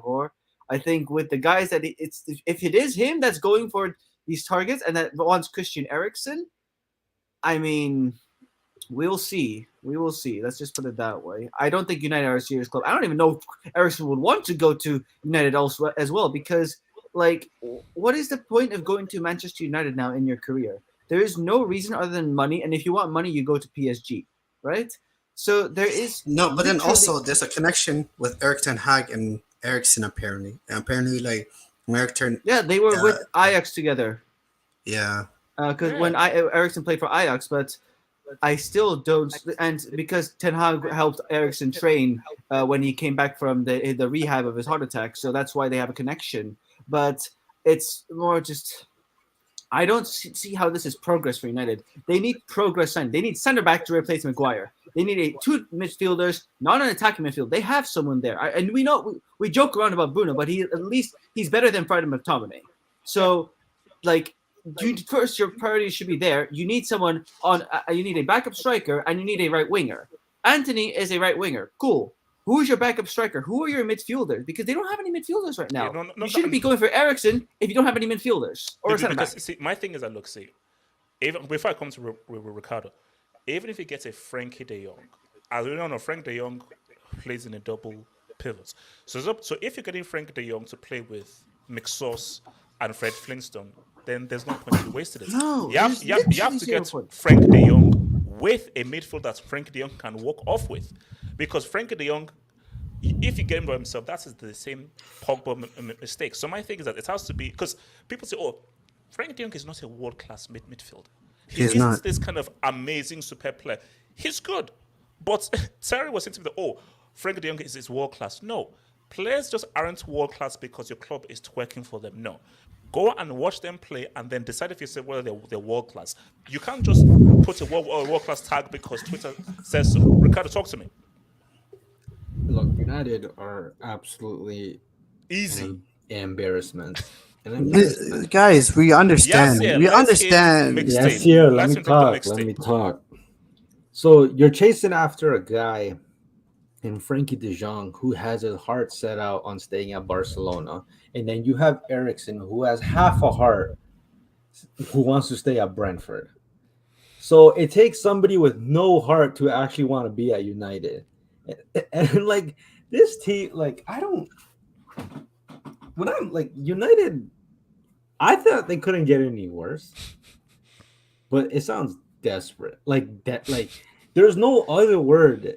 Like, and look, we need to have a conversation about Ten Hag before his first game. I think we do, because it seems like this guy only, like Osasuna said, he only likes guys that he has played for. This guy might actually be a fraud. He might actually be a fraud, because if he can't bring the band back together, who is he as a manager? No, because it's a Ricardo. See, you have to be very careful with Ten Hag here. What has Ten Hag done really? He's a philosophy merchant. He was Pep Guardiola's sidekick at Bayern Munich. He only works with us. Like no, but even beyond that, okay, you've won the Eredivisie and so forth. Cool. Apart from saying what's up in the Eredivisie and so forth, what have you done really? What have you done really? Because I don't know what he's done. So because I see that's why I say, for United fans, what are you expecting from Ten Hag? Are you expecting trophies? That's not going to happen. Are you expecting to play a better brand of football and have much more of a stronger philosophy that you can now develop? Okay, yeah, you know what I think is dangerous for Manchester United. What's dangerous is that they actually believe this guy's gonna bring them results, and then they spend all this money and they don't want anything. Like at least with Man City, like they'll bend over for Pep Guardiola because he wins them trophies. Yeah. But for United, for Erik ten Hag, like there's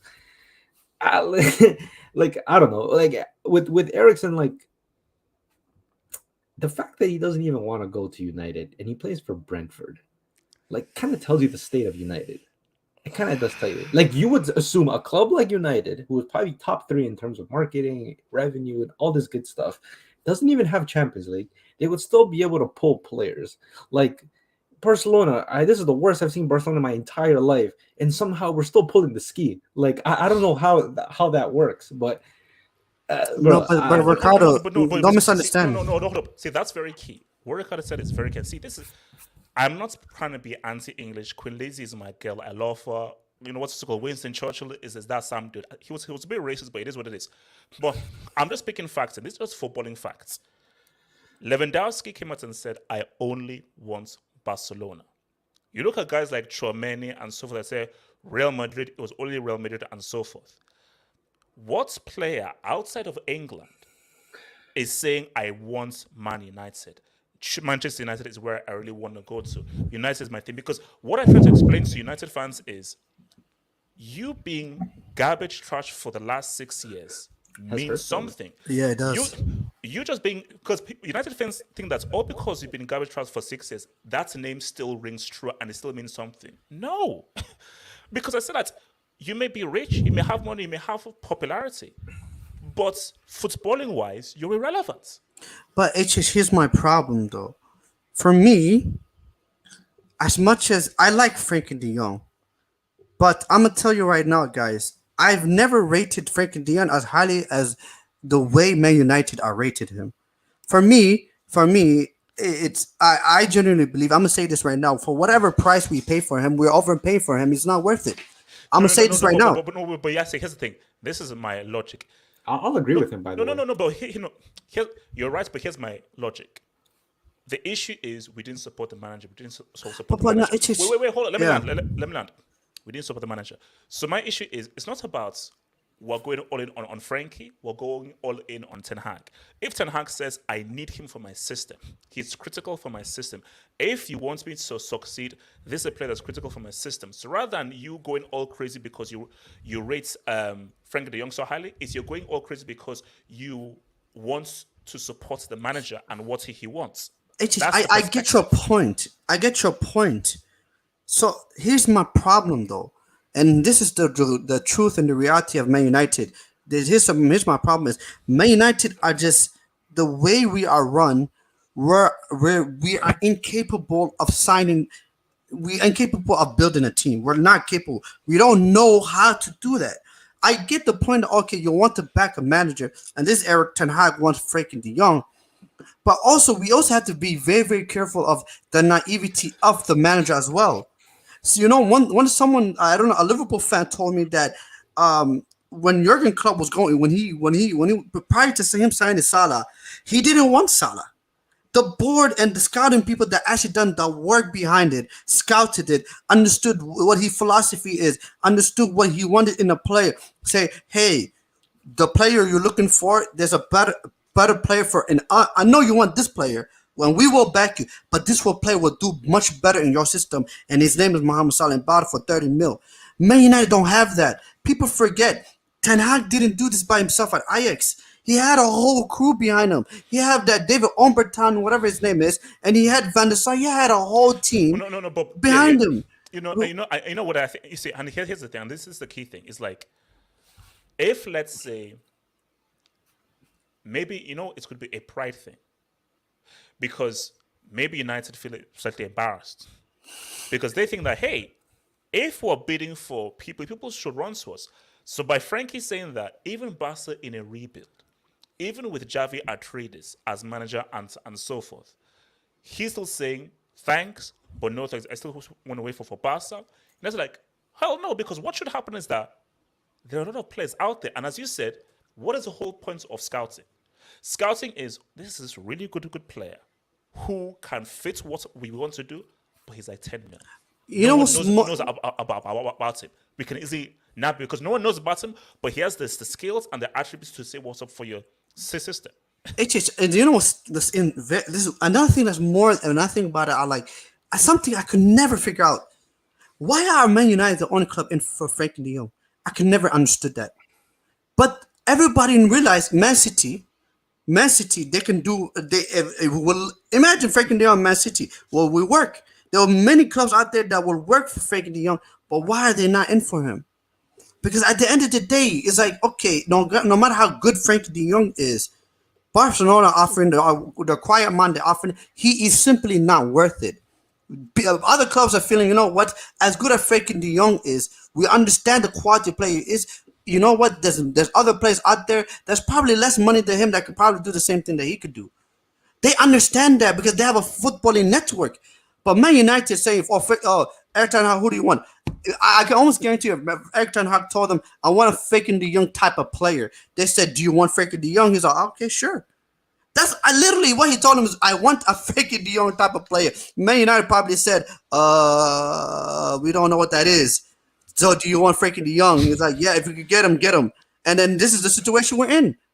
No, that's how bad run Man United is. No, look, yes, I will lie to you.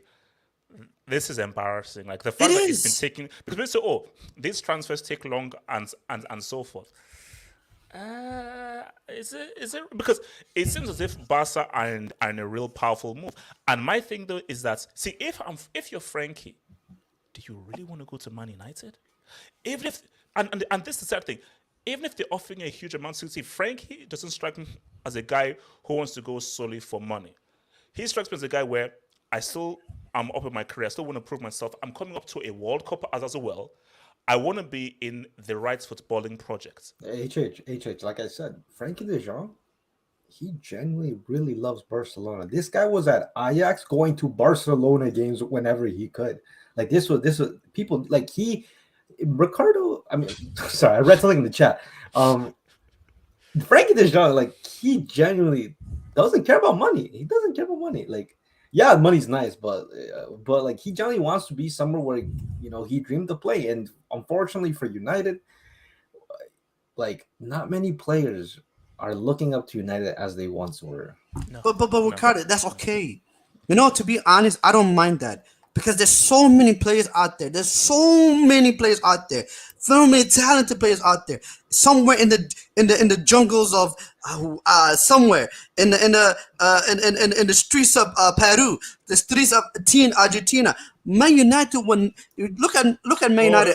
Yes, so what do you have to say? The streets of Peru.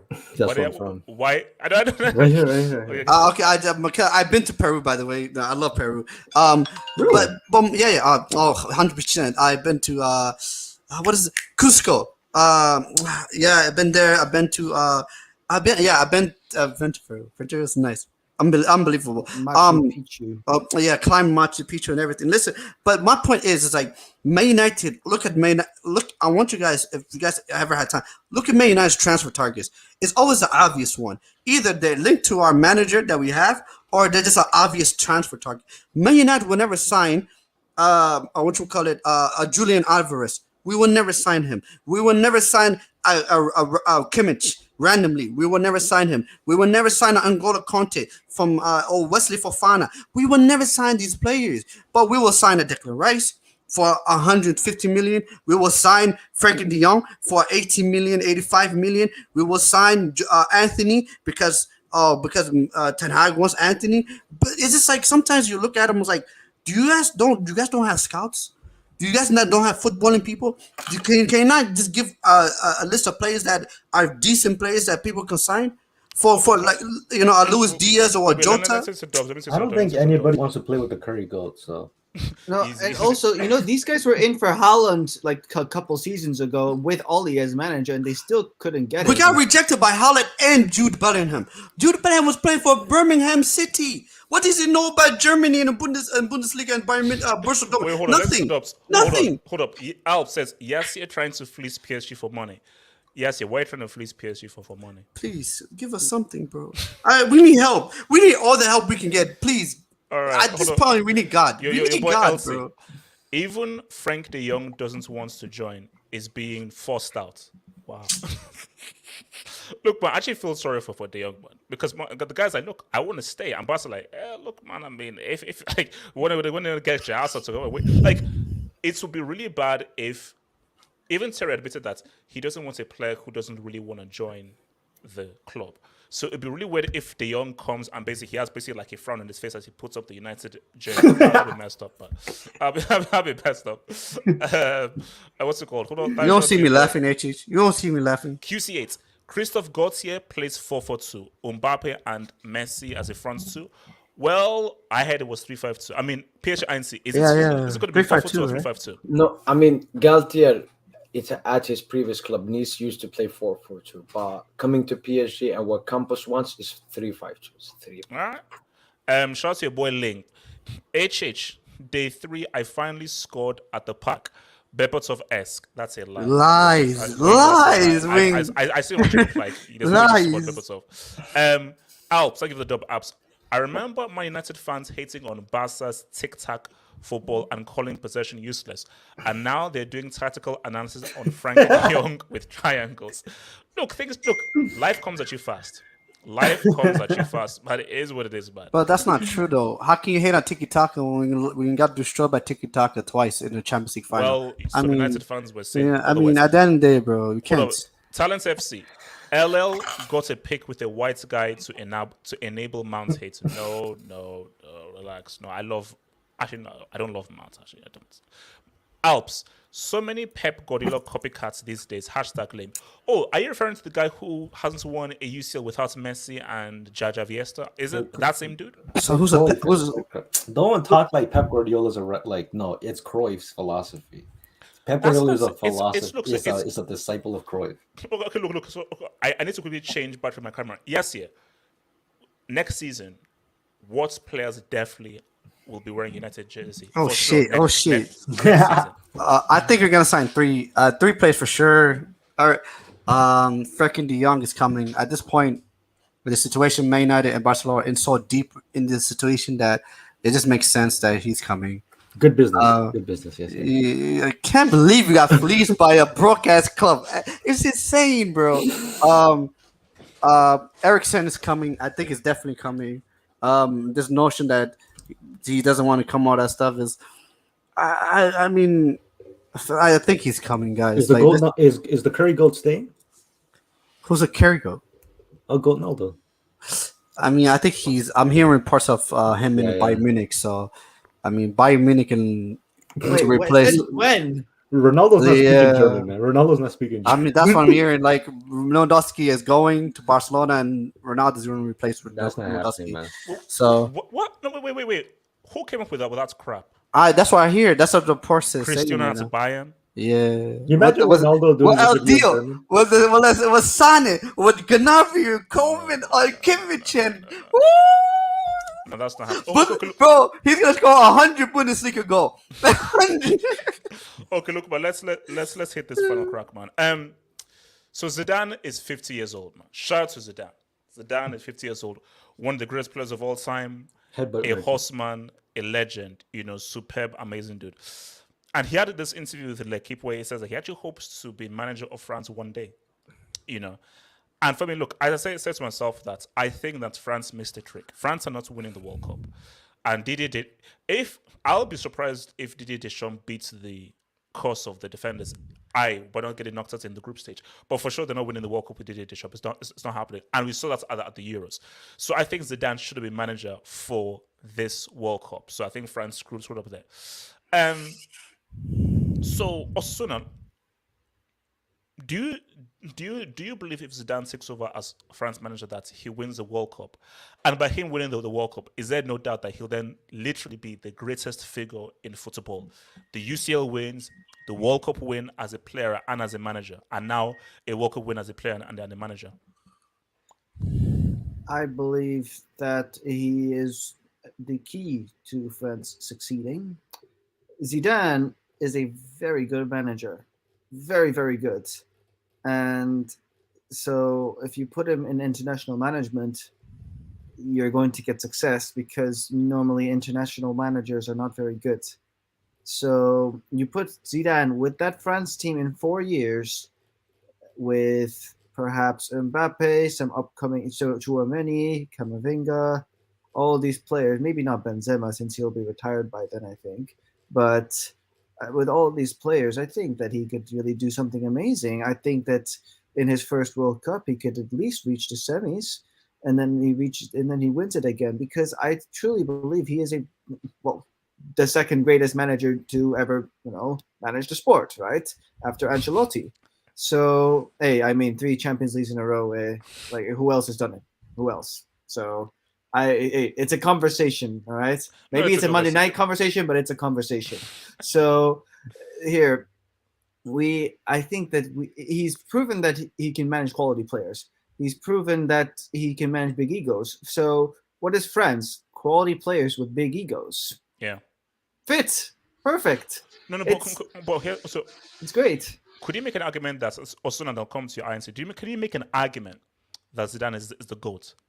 If you look at scoring, Ricardo, just the GOAT of what? No, football? No. Yes. Now, here's the thing. Scoring a goal in the UCL final, scoring a goal in the World Cup final, scoring a goal in 2 different World Cup finals, winning league titles, winning a league title as a manager, winning a UCL as a manager. Could we already say 3? But could we already say that he's already the footballing GOAT? Yeah, I mean he is. That is true. Yes, I don't see how much over who. Yeah, over who? The closest thing. No, you could argue that the closest thing I would say is either, let's say, a Maradona or a Beckenbauer. Because Beckenbauer, in terms of what he's done, I think Maradona is still the GOAT of football. Like, that guy is. But it's a perspective thing. Because again, I believe personally Maradona is the GOAT. But if you're just looking at an objective, Pele? Yes. But if you're just looking at an objective thing of hey, a guy who has the highest form of club football, Champions League, he said, "What's up?" Highest from international football, World Cup, he's said, what's up?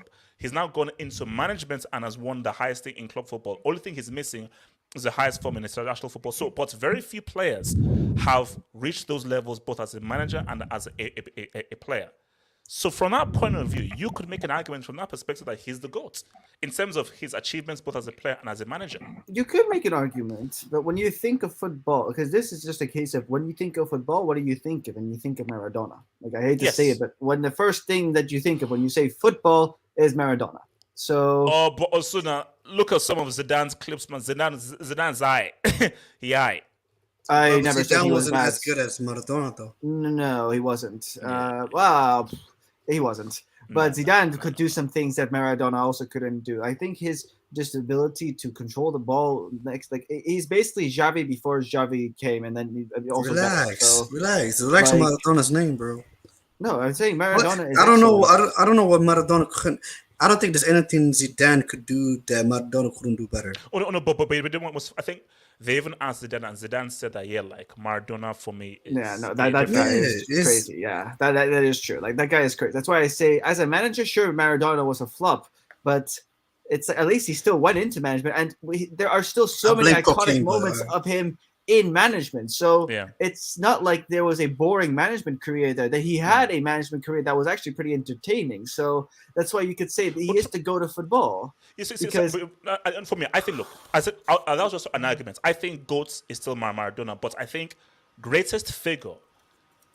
I think if Zidane wins that World Cup trophy as a manager, I think there can be no argument. I think even still, Maradona would still have more of the greatest figure, because it's just Maradona, man. Like, no matter what Zidane does, he won't be that figure. No, but That's why I want to separate. I want to delineate GOAT and greatest figure, because when I say greatest figure, I'm looking at playing and management. So what to do in? Well, I mean, so what you do in football? Yes, you're linking up the shorties. Okay, let me come to Ansi. So Ansi, Zidane. Oh, sorry. Yeah, I just wanted to say, like, Yeah. it seems like Zidane. I mean, for me, he is the second greatest manager of all time. But it's more just like being a manager and a player. Just the player has so much of a bigger. Oh my God, I am liking like crazy, aren't I? Yeah. No. We can hear We can hear you fine though. We can hear you fine. Okay, good. So yeah, I think that's what's gonna. I think that with Zidane, you have a great manager who unfortunately just doesn't have that playing career. And when you have that playing career, and you have that about you, and you have that personality as well. Zidane doesn't have a big personality, right? He's always very reserved, except for with that headbutt.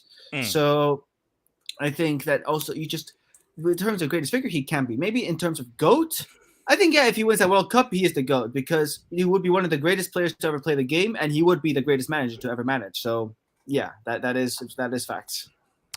Ansi, Zidane, talk to me. What do you want to know? Give me a question. So basically, like, if Zidane wins the World Cup as a manager, is he the greatest figure in football? If you just look at his resume. Yeah, he would have the best resume out of any player / manager of all time. Yeah, easily.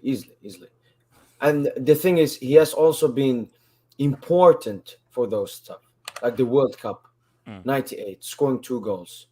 The Euros, he was a key reason they reached the Euros. Champions League final, he scored. World Cup final 26, he scored. So he's a big game player. And he's a big game manager. He showed that. He's the only manager that has won 2 and 3 in a row. No one has done that. So, okay, if let's say you are doing like a GOAT ranking of GOATs, just in footballing GOATs, let's just playing footballing GOATs, where would Zidane be on that list of footballing Is GOATs? this footballing ability only, or football, purely on football, footballing GOATs? Because for me, I say Maradona is number 1 for me. Where would Zidane be on that list? I mean, I more say a top 3. I don't like to choose one because players are so different. And I put R9, Messi, and Zidane in that bucket. I mean, those 3. What about the Curry goat? No. Where is Cristiano? Yeah. No, he's not in the top 3. I mean, you asked me footballing ability. Yeah, we're talking football ability. I don't think that's a wild take. Yeah. I'm not talking tap-ins here. Ronaldo is not in your top 3? No. R9, much better player than Ronaldo. Come on.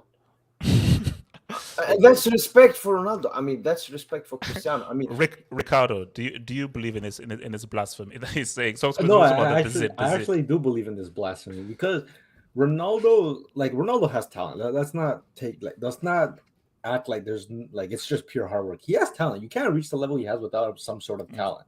There have been players who are far more talented than Cristiano, and they've never reached that level. Now, that's what happens when you mix hard work and obviously talent. In terms of Zidane, if he wins the World Cup, you guys make me sick. I leave for a couple of seconds. Ronaldo slander galore. Yes, Can Ricardo speak in peace? I wasn't even slandering him, but is he the? I mean, based on his resume, yeah, it's a crazy resume. It is a great resume. But when we talk about managers, right, we don't just always talk about on the basis of what they won.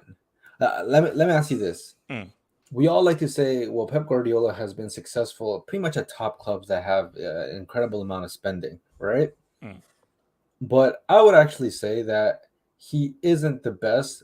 To me, Jurgen Klopp is the best, even though he hasn't been as successful in terms of the trophies he's won. When you look at what he's done with Dortmund, what he's done with Liverpool, in the context that he has taken them, it's far more impressive than what he's done with what Pep Guardiola has won. With all due respect, that's delusional. All right. I mean, but you're a United fan, so I don't expect that's completely delusional.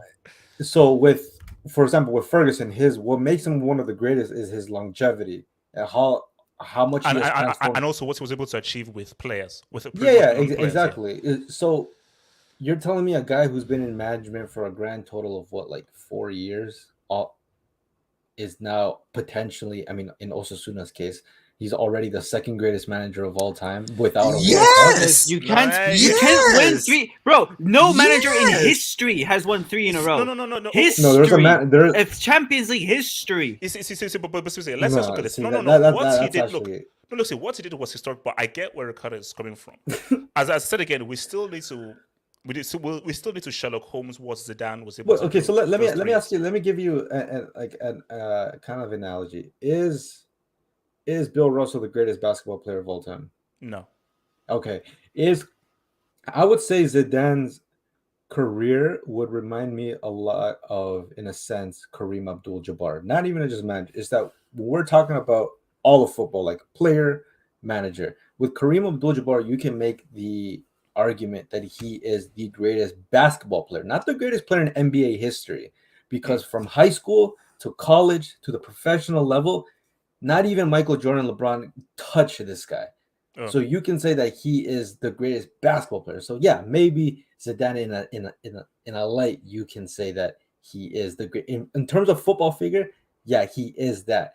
I think there are some things that are actually hurting Zidane. Is that we like to see what managers can do when they aren't given everything. That's why when you look at somebody's career like Simeone, like Luis Enrique, what they did with lower clubs is actually a merit to their Mourinho as well is a merit to their ability. Like a lot of people. No, look, see, I think Ricardo's on the money because for me, you can't tell me that Zidane is a better manager than Mourinho. I'm sorry. You can't say So it's like, can't. why isn't Mourinho getting?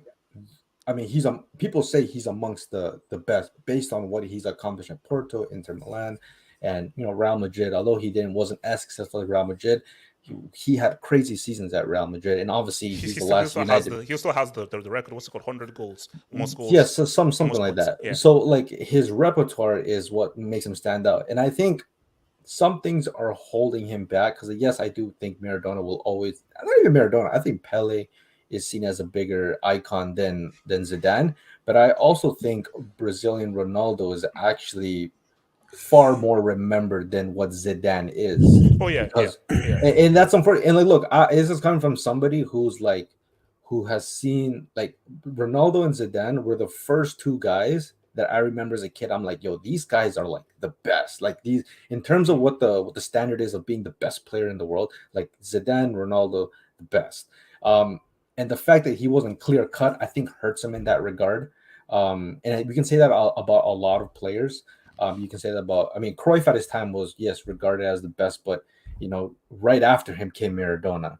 Platini was seen as one of the best players in the world, but he lived in the same time as Maradona. And that's why I believe Maradona stands out, even with his shitty managerial career. But, there's also guys like Beckenbauer who, bro, he was amazing. And he's probably, if we're judging it based on that, then yeah. I mean, there is also, Johan Cruyff as a player and as a manager, he was exceptional as well. No, but for me, I think the Zidane thing for me, I would say that it's resume. If he just puts his resume down and just look at the achievements purely on surface level, it's amazing. Now, when we now add context to it, 3 CLs in a row, that's well, would you rather be the GOAT on paper or with actual context? Oh, no, of course. But Ricardo, this is the issue. When people look at Wikipedia, are they looking for context? Or are they just looking at your resume? When we speak, but then let's be honest. Let's be honest with Maradona. The context is its keys. Yeah. The context is everything, because when we talk about Maradona as the GOAT, let's be honest. If you look at his resume on paper, it's lacking. Like he has the real things that stand out about. It doesn't compare to Messi's or Cristiano's. Yeah. Exactly. So what really stands out about Maradona's career is the World Cup, and it's the 2 league titles with Napoli. So you're telling me a guy with only 3 accolades that are mainly known as is enough for him to be the greatest ever, right? But it's not just about the trophies. It's more than that. Yeah. Yeah, exactly. So. I feel like sometimes, as fans, one thing we need to realize is that I'm a big firm believer of like it really doesn't matter about the context. It really doesn't. Context is I don't this whole nonsense about context for me is just like it's only relevant now. will it be relevant in 100 years? Will it be relevant in 200 years? Will it be relevant 300 years? There's going to be a time where context really does not matter. Like in reality, it's like there's a lot of players that are extremely well talented that I have not seen.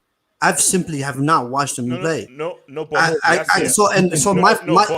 but yes, people bro. keep talking about Maradona. Yeah, And I've never seen Maradona play, bro. I'm just saying. I don't. Irrespective of what people keep talking about, at the end of the day, there's not gonna be enough people that talks about certain people because you haven't seen them. The reason why people talk about Maradona is because the people that's legit lived through Maradona are still alive. No. But yes, that's what I'm talking about. No. Yes, these things carry on. It's like when people started to watch basketball in 05 or 06. People talked about MJ. Who's this MJ guy? Because people who watched them in the 90s, like myself, say of this dude. Like people who watched Muhammad Ali, bro. When I started to know about Muhammad Ali, I wasn't around for Rumble in the Jungle and so forth because people kept on. Are you sure? Ricardo, relax. So because people kept on talking about him, that's it sort of trickles down. You misunderstood. You misunderstood me. Because the reason why you knew about the Rumble in the Jungle and baby mama issues, man. Damn, this guy's getting bullied on stream. Baby mama, look, man, baby mama.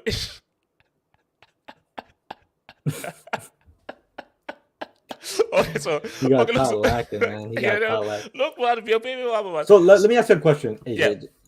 If Hansi Flick wins the World Cup, is he a better manager all of a sudden than Pep Guardiola? No, but he'd have. Well, there we go. That's my point. See, that's what's because see, my thing is the concept of management.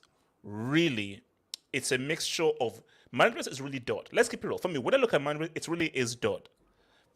What have you achieved with the tools you've had at your disposal? Yeah. Which is why for me, I believe Mourinho is a better manager than Pep. I think Pep is a great coach. You know what I'll also add too is that it's not. I agree with the dot. Like there has to be a level of degree of difficulty within the argument, right? But for example, for Ferguson's case, I think the fact that he's been able to maintain a level of excellence through generations of players is incredibly impressive because football changes, players change, and all that shit. And he has to adapt. Like look at Mourinho.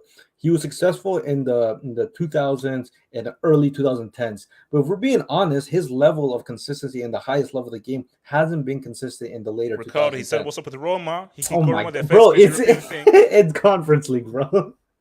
But that like even though he won the Conference League, you can still actually add that because he's the first manager to win all 3 European titles. Yes. So like, yes, it is. I wouldn't say it's a big thing, but it's there. It's there for his resume. I mean, PSG, where do you run Zidane as a manager? He needs to do more. I mean, we have seen such a small sample. More than 3 consecutive sales and.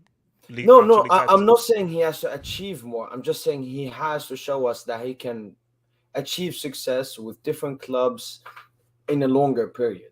Because he has only managed 4 years. You can't call him the GOAT manager. Exactly. That's 4 years. That's like Guardiola, how many years? I don't know. 15, 20. Ferguson, same thing. He has to do it for a longer time. But then, Mike. Okay, before I got interrupted, guys. Yeah.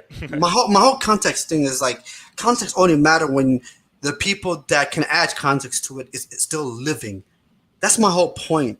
It is necessarily because at the end of the day, it's like the information we could get is from YouTube and Wikipedia. Yeah, but you can read about the context. Well, we can, but then it's like okay, if there's not my father, for example, my father tells me how great of a player Maradona was. I grew up when my daughter talked about my father. If I don't hear that, then okay, then I can. People can say, "Oh, Maradona's a great player," but it's like, Messi's a better player. Yes.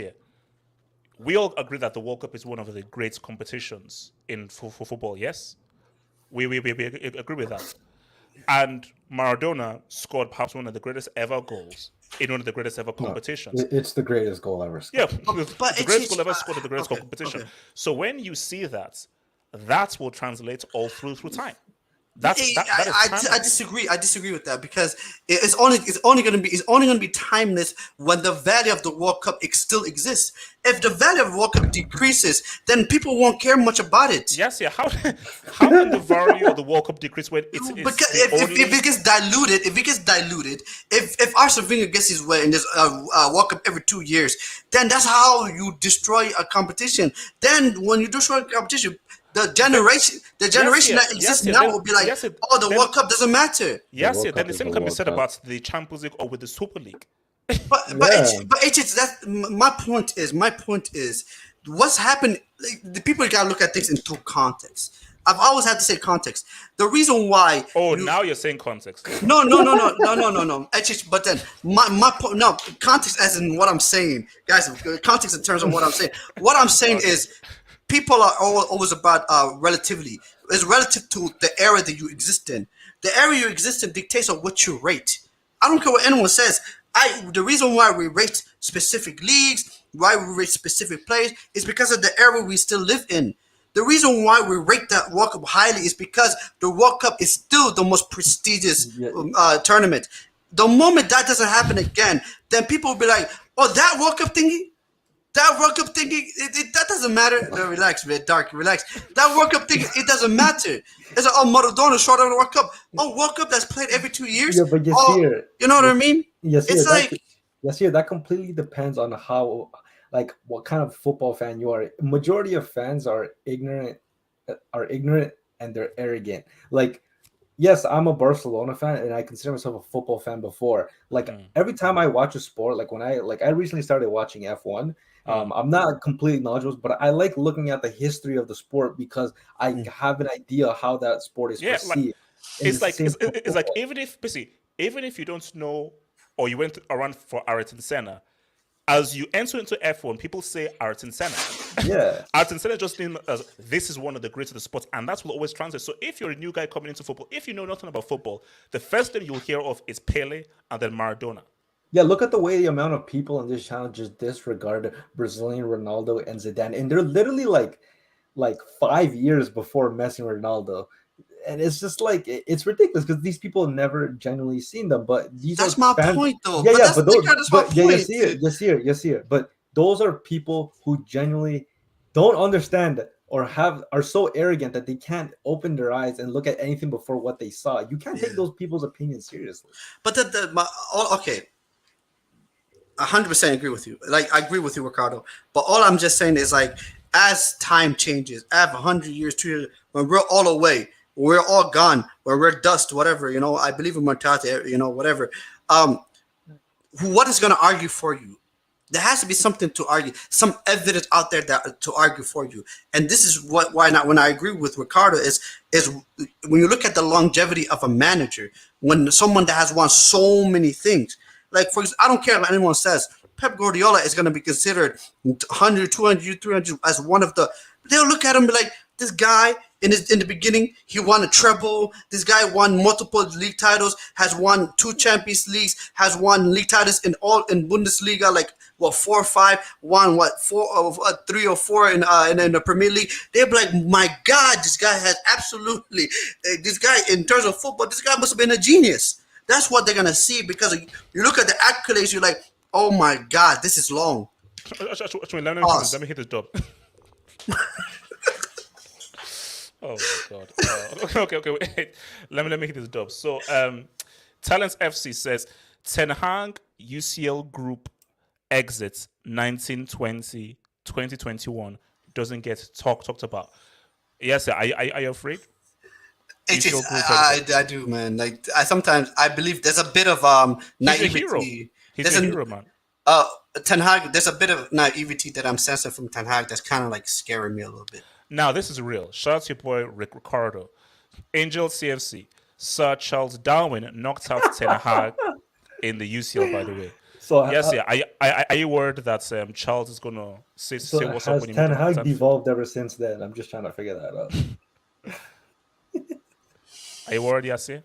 Guys, leave me alone. Leave me alone, man. Shane, Diego headbutted a guy and broke his rib. Zidane, wait.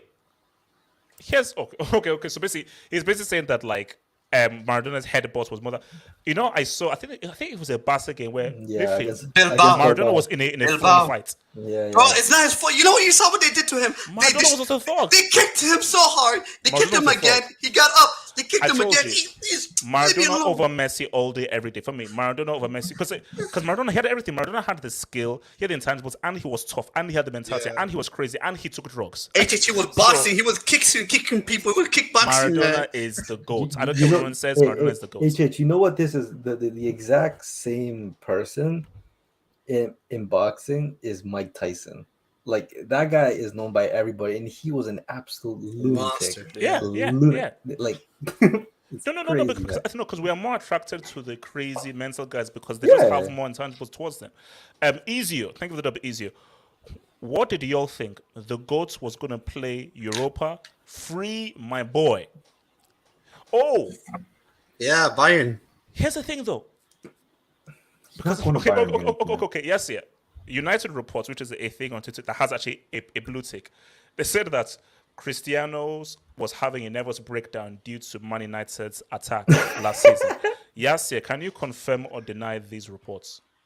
HH, I mean, if you confirm these reports, I'm going to be pissed off. It is my true. guy a nervous breakdown. It is true. Yes, but then the thing is like no. Yes, I you're understand. giving my GOAT a nervous breakdown. I understand. HH, look at me. Look at me. When I come into the streams, do I look normal to you guys? The Man United has taken a toll on me, HH.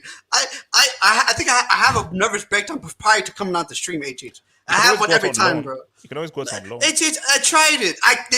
The Roma did toss me back. They tossed me back. They're like too many loans. They tossed me back, man. Oh man. Hold on, let me hit this one. So Charlie Boy Alps, who says Prime Zidane got touched by 19-year-old Ini. Can guys stop saying? I'm going to close my. I keep saying I can close my DMs. Iniesta isn't fit enough to lace Zidane's shoelaces. Why do you say? When you talk about Iniesta, you have to bring. Iniesta comes in a 2-for-1 deal with Xavi. He does. He does. Yes, he does. He does. Zidane rolls into the club by himself. Proud of. Iniesta needs his brother Xavi when he comes to the club. They come as two. True. Okay, they're Siamese, bro. I get it. My club has completely embarrassed both your clubs. I get it. No. Say what you want and so forth. I know you cheated in the online, but Xavi. That's why it's called Xaviesta. You cheated the first game. I cheated the second game. Xaviesta. I know you paid the ref. I know. No, I have a question though. Why do we always say Zidane is the greatest midfielder of all time when Maradona literally was an attacking midfielder? It makes no sense if you really think about it. I think for me, it's weird because what was Zidane's position really? Because was Zidane? I think it was at number 10 though, wasn't he? He wasn't. Really. He was. He could play that, but he wasn't. He played more central midfield when he was at Real Madrid. But like for France, he was a number 10 for France. I genuinely think he could play as an 8, 6, and a 5. Yes. Talent FC says, thank you for the dub, Silence. Deschamps won the World Cup as a player and coach. He won the UCL with Marseille. When you remove context, when you remove context, but you see that's why it's stupid. You cannot not have context. Because nobody's talking about Deschamps as one of the greatest top players and so forth. If that was the case, Gerd Muller would be regarded as the greatest. And I have an uncle who I asked him who's one player outside of Pele, Maradona, and he said Gerd Muller.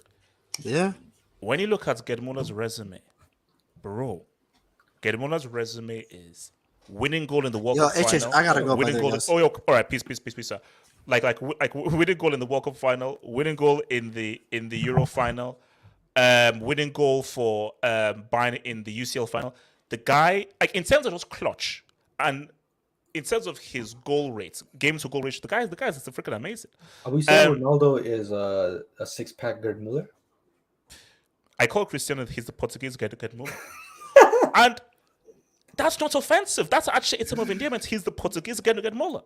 It's real. No. Oh, man. What's it called? Shout out to boy Shane, who says, if Flick has a sextuple plus a World Cup with Werner. No, if he wins a World Cup with Werner, that's dud. That's dud. No. That is done, man. That is done. If he wins a World Cup with like, if he wins, because for me, I think that's his mission impossible. Even Tom Cruise would say like, I have a question to ask you. Yes, sir. If you were to build, like, say you have you're a club, right, and you have to get you're president of club, and you were to give a manager like a 10 to 15-year project, right, a contract of that long, between Klopp, Zidane, and Pep Guardiola, rank them in order of who you would give that contract to. So, okay, which, and are they allowed to pick whatever players they want, or is it just the players that exist? Because that's very key. Because that will determine I my think answer. No, you know what? I think I'll say this: in either scenario, I think you pick Zidane third. Because I think if you were to have unlimited funds like Man City or PSG, Yeah, Guardiola is the guy. yeah, so 100% Pep. If you were to talk about limited funds, Klopp is the guy. Yeah. Zidane's not, because all we know of Zidane is that he inherited a fully structured Real Madrid team. That's all we know of him. We don't know what he could do outside of that. No, see, for me, I have never said Zidane is an amazing manager. He just achieved an amazing feat. Like when you talk about the great managers, I don't put Zidane in the same category as Ancelotti, as Lippi, as Del Bosque, as Capello, as any of these dudes. What would you rank him? What would you rank him? Zidane. With limited funds. Ricardo, I have no idea. No, you do know. You just don't want to say it. Yeah, I don't want to say. Alp says Zidane not even better than shut up. Alp, shut. No, relax. No, just shut up. And I'm a huge Marco fan, but just shut up, man. LC, Klopp with 4 major trophies isn't even in the top 20 of all time. Behind Heinkes, he's at the same level as Flick, Enrique, Sepp. Stop overhyping this flop. Are you now going to deny what Klopp did with the Dortmund? Are you going to deny that Klopp created Lewandowski, he created Kagawa, he created Götze, he created a Dortmund team out of nothing, and he dethroned the powerful Bayern, and he took that Dortmund side to a UCL final, a group of pretty much unknowns. And if he had won that UCL, it would have been the same as what Van Gaal did with Ajax in '95. I would actually, I think Casey, hold on, he said that Klopp is behind Heinz, is at the same level as Simeone, Enrique, and Flick. Enrique, I would disagree because Enrique is actually have proven with smaller teams. Same with Simeone. Flick is like debatable because like Zidane, he kind of inherited. Yeah, I mean, I need to say what Flick does at this World Cup with Germany. Yeah, it's Klopp is a strange one. I mean, like INC, where would you rank Klopp as a manager? I think he also a bit longer, but I would say maybe top 15, top 20. Top 20. Top 15, yeah. Yeah, it's a tricky one because for me, I think he's very unlucky. I mean, if City didn't exist, he would have had. But they do exist. So beat them. No, I'm just saying that it's like Ronaldo playing in the same era as Messi. It's unlucky. No. For me, I still feel that. You know what? Even if he didn't win the league these two times, 90 plus points in the Premier League is still amazing management. It is still amazing. I would say this, sorry, go ahead, PSG. But I mean, what will people remember? You getting 90 points or you winning the Premier League? That's that's why the league is so flop. We're just talking about your quality as a manager. If you get 90 plus points in the Premier League, you still show that you're a very good manager. Yeah. I personally think that Klopp is, in a sense, underrated because I think what would show who Guardiola is and who Klopp is, if you give Klopp a team like Man City with the unlimited funds, and if he starts winning, then it's like, okay, he really is that guy. Yeah. But if he doesn't, then maybe you have a different conversation. But with Guardiola, it's kind of like if he goes to maybe a mid-table or Scunthorpe. Or not so bad, but like a team that doesn't have incredible amounts of funds. Maybe like if he went to no, like that's ridiculous. Like maybe if he went to like Arsenal, for example, or he went to Juventus, and he brings them to the top, or he does it with limited funds. If he doesn't produce the same results, then you're kind of looking at him a little funny. I mean, no, Ricardo, I can almost promise right now, Pep Guardiola cannot succeed with limited funds. It's impossible. I believe it too. I believe it too. He can't. Like for me, for sure, Pep can use limited funds. I don't know what Klopp will do if he had on unlimited funds? I'm not sure. Because 1 + 1 doesn't always equal 2. You can say, oh, if a guy has everything, I don't know. I don't know. Some guys actually do better if they're more limited. I just don't know. Shout out to your boy QC8 who says, you can hate Deschamps all you want. He won them a World Cup, Mbappe tax, and Varane tax, and Pogba tax. Zizou should be the coach now, but he better hope Deschamps doesn't do back-to-back. How do you go better than that? Diego equals the GOAT. I'm willing to put money down that I don't have. France are not going back-to-back. It's not happening. It's just not happening. Are you trying to add dud to if Mbappe wins another World Cup? Like he won with the dysfunctional national team? Go look at the website. On the website, that's one of the duds in progress. One of the duds in progress is if France, if they defend the World Cup title. You're so shameless, man. You're so shameless. Bro, no, you have to. Look, if you think I'm joking, like that is a dud. Like INC, am I capping? That's a dud. If they break the World Cup winners course and they say what's up, that's dud. Look at that. In progress, France defending the World Cup title and beating the course. It's dud. I'm sorry. The curse is just getting out of the group, so I don't see how hard that can be. No. Basically beating the course and defending the title, that's dud. I don't know, man. Because it's never been done before. Doesn't matter. So were Spain in 2014. So were Italy in 2010. It doesn't matter. If they do it, it's done. What's it called? Alps says Klopp has spent 800 million. Stop the cap, Ricardo. 800 mil? I don't think he spent 800 mil for Liverpool. So no. That's cap itself. I don't know about that. Alps says Ricardo hyping Klopp cause of corner taken quickly. How am I hyping him up? I'm giving the guy credit that maybe most people don't see. And what's it called? Ricardo, Pep won your trophyless team is sextuple. You know what's shameless about these Guardiola fans? I'm not even gonna say like Barca or City fans. Is that like I respect everything Guardiola has done for Barcelona, and I'll go as far as say this: I always wanted Guardiola to be our Sir Alex Ferguson because I believe his level of dominance would have been insane for Barcelona. Yeah. However, even if you're a fan of the guy, you can still criticize him. And in my opinion, man, that criticism started when he lost the semifinals to Atletico Madrid against Bayern Munich. I can understand losing to Barcelona, Real Madrid, but let's be honest. Ever since he's lost to Atletico Madrid with that Bayern Munich team, 3 years in, the criticism has been valid. No excuse, man.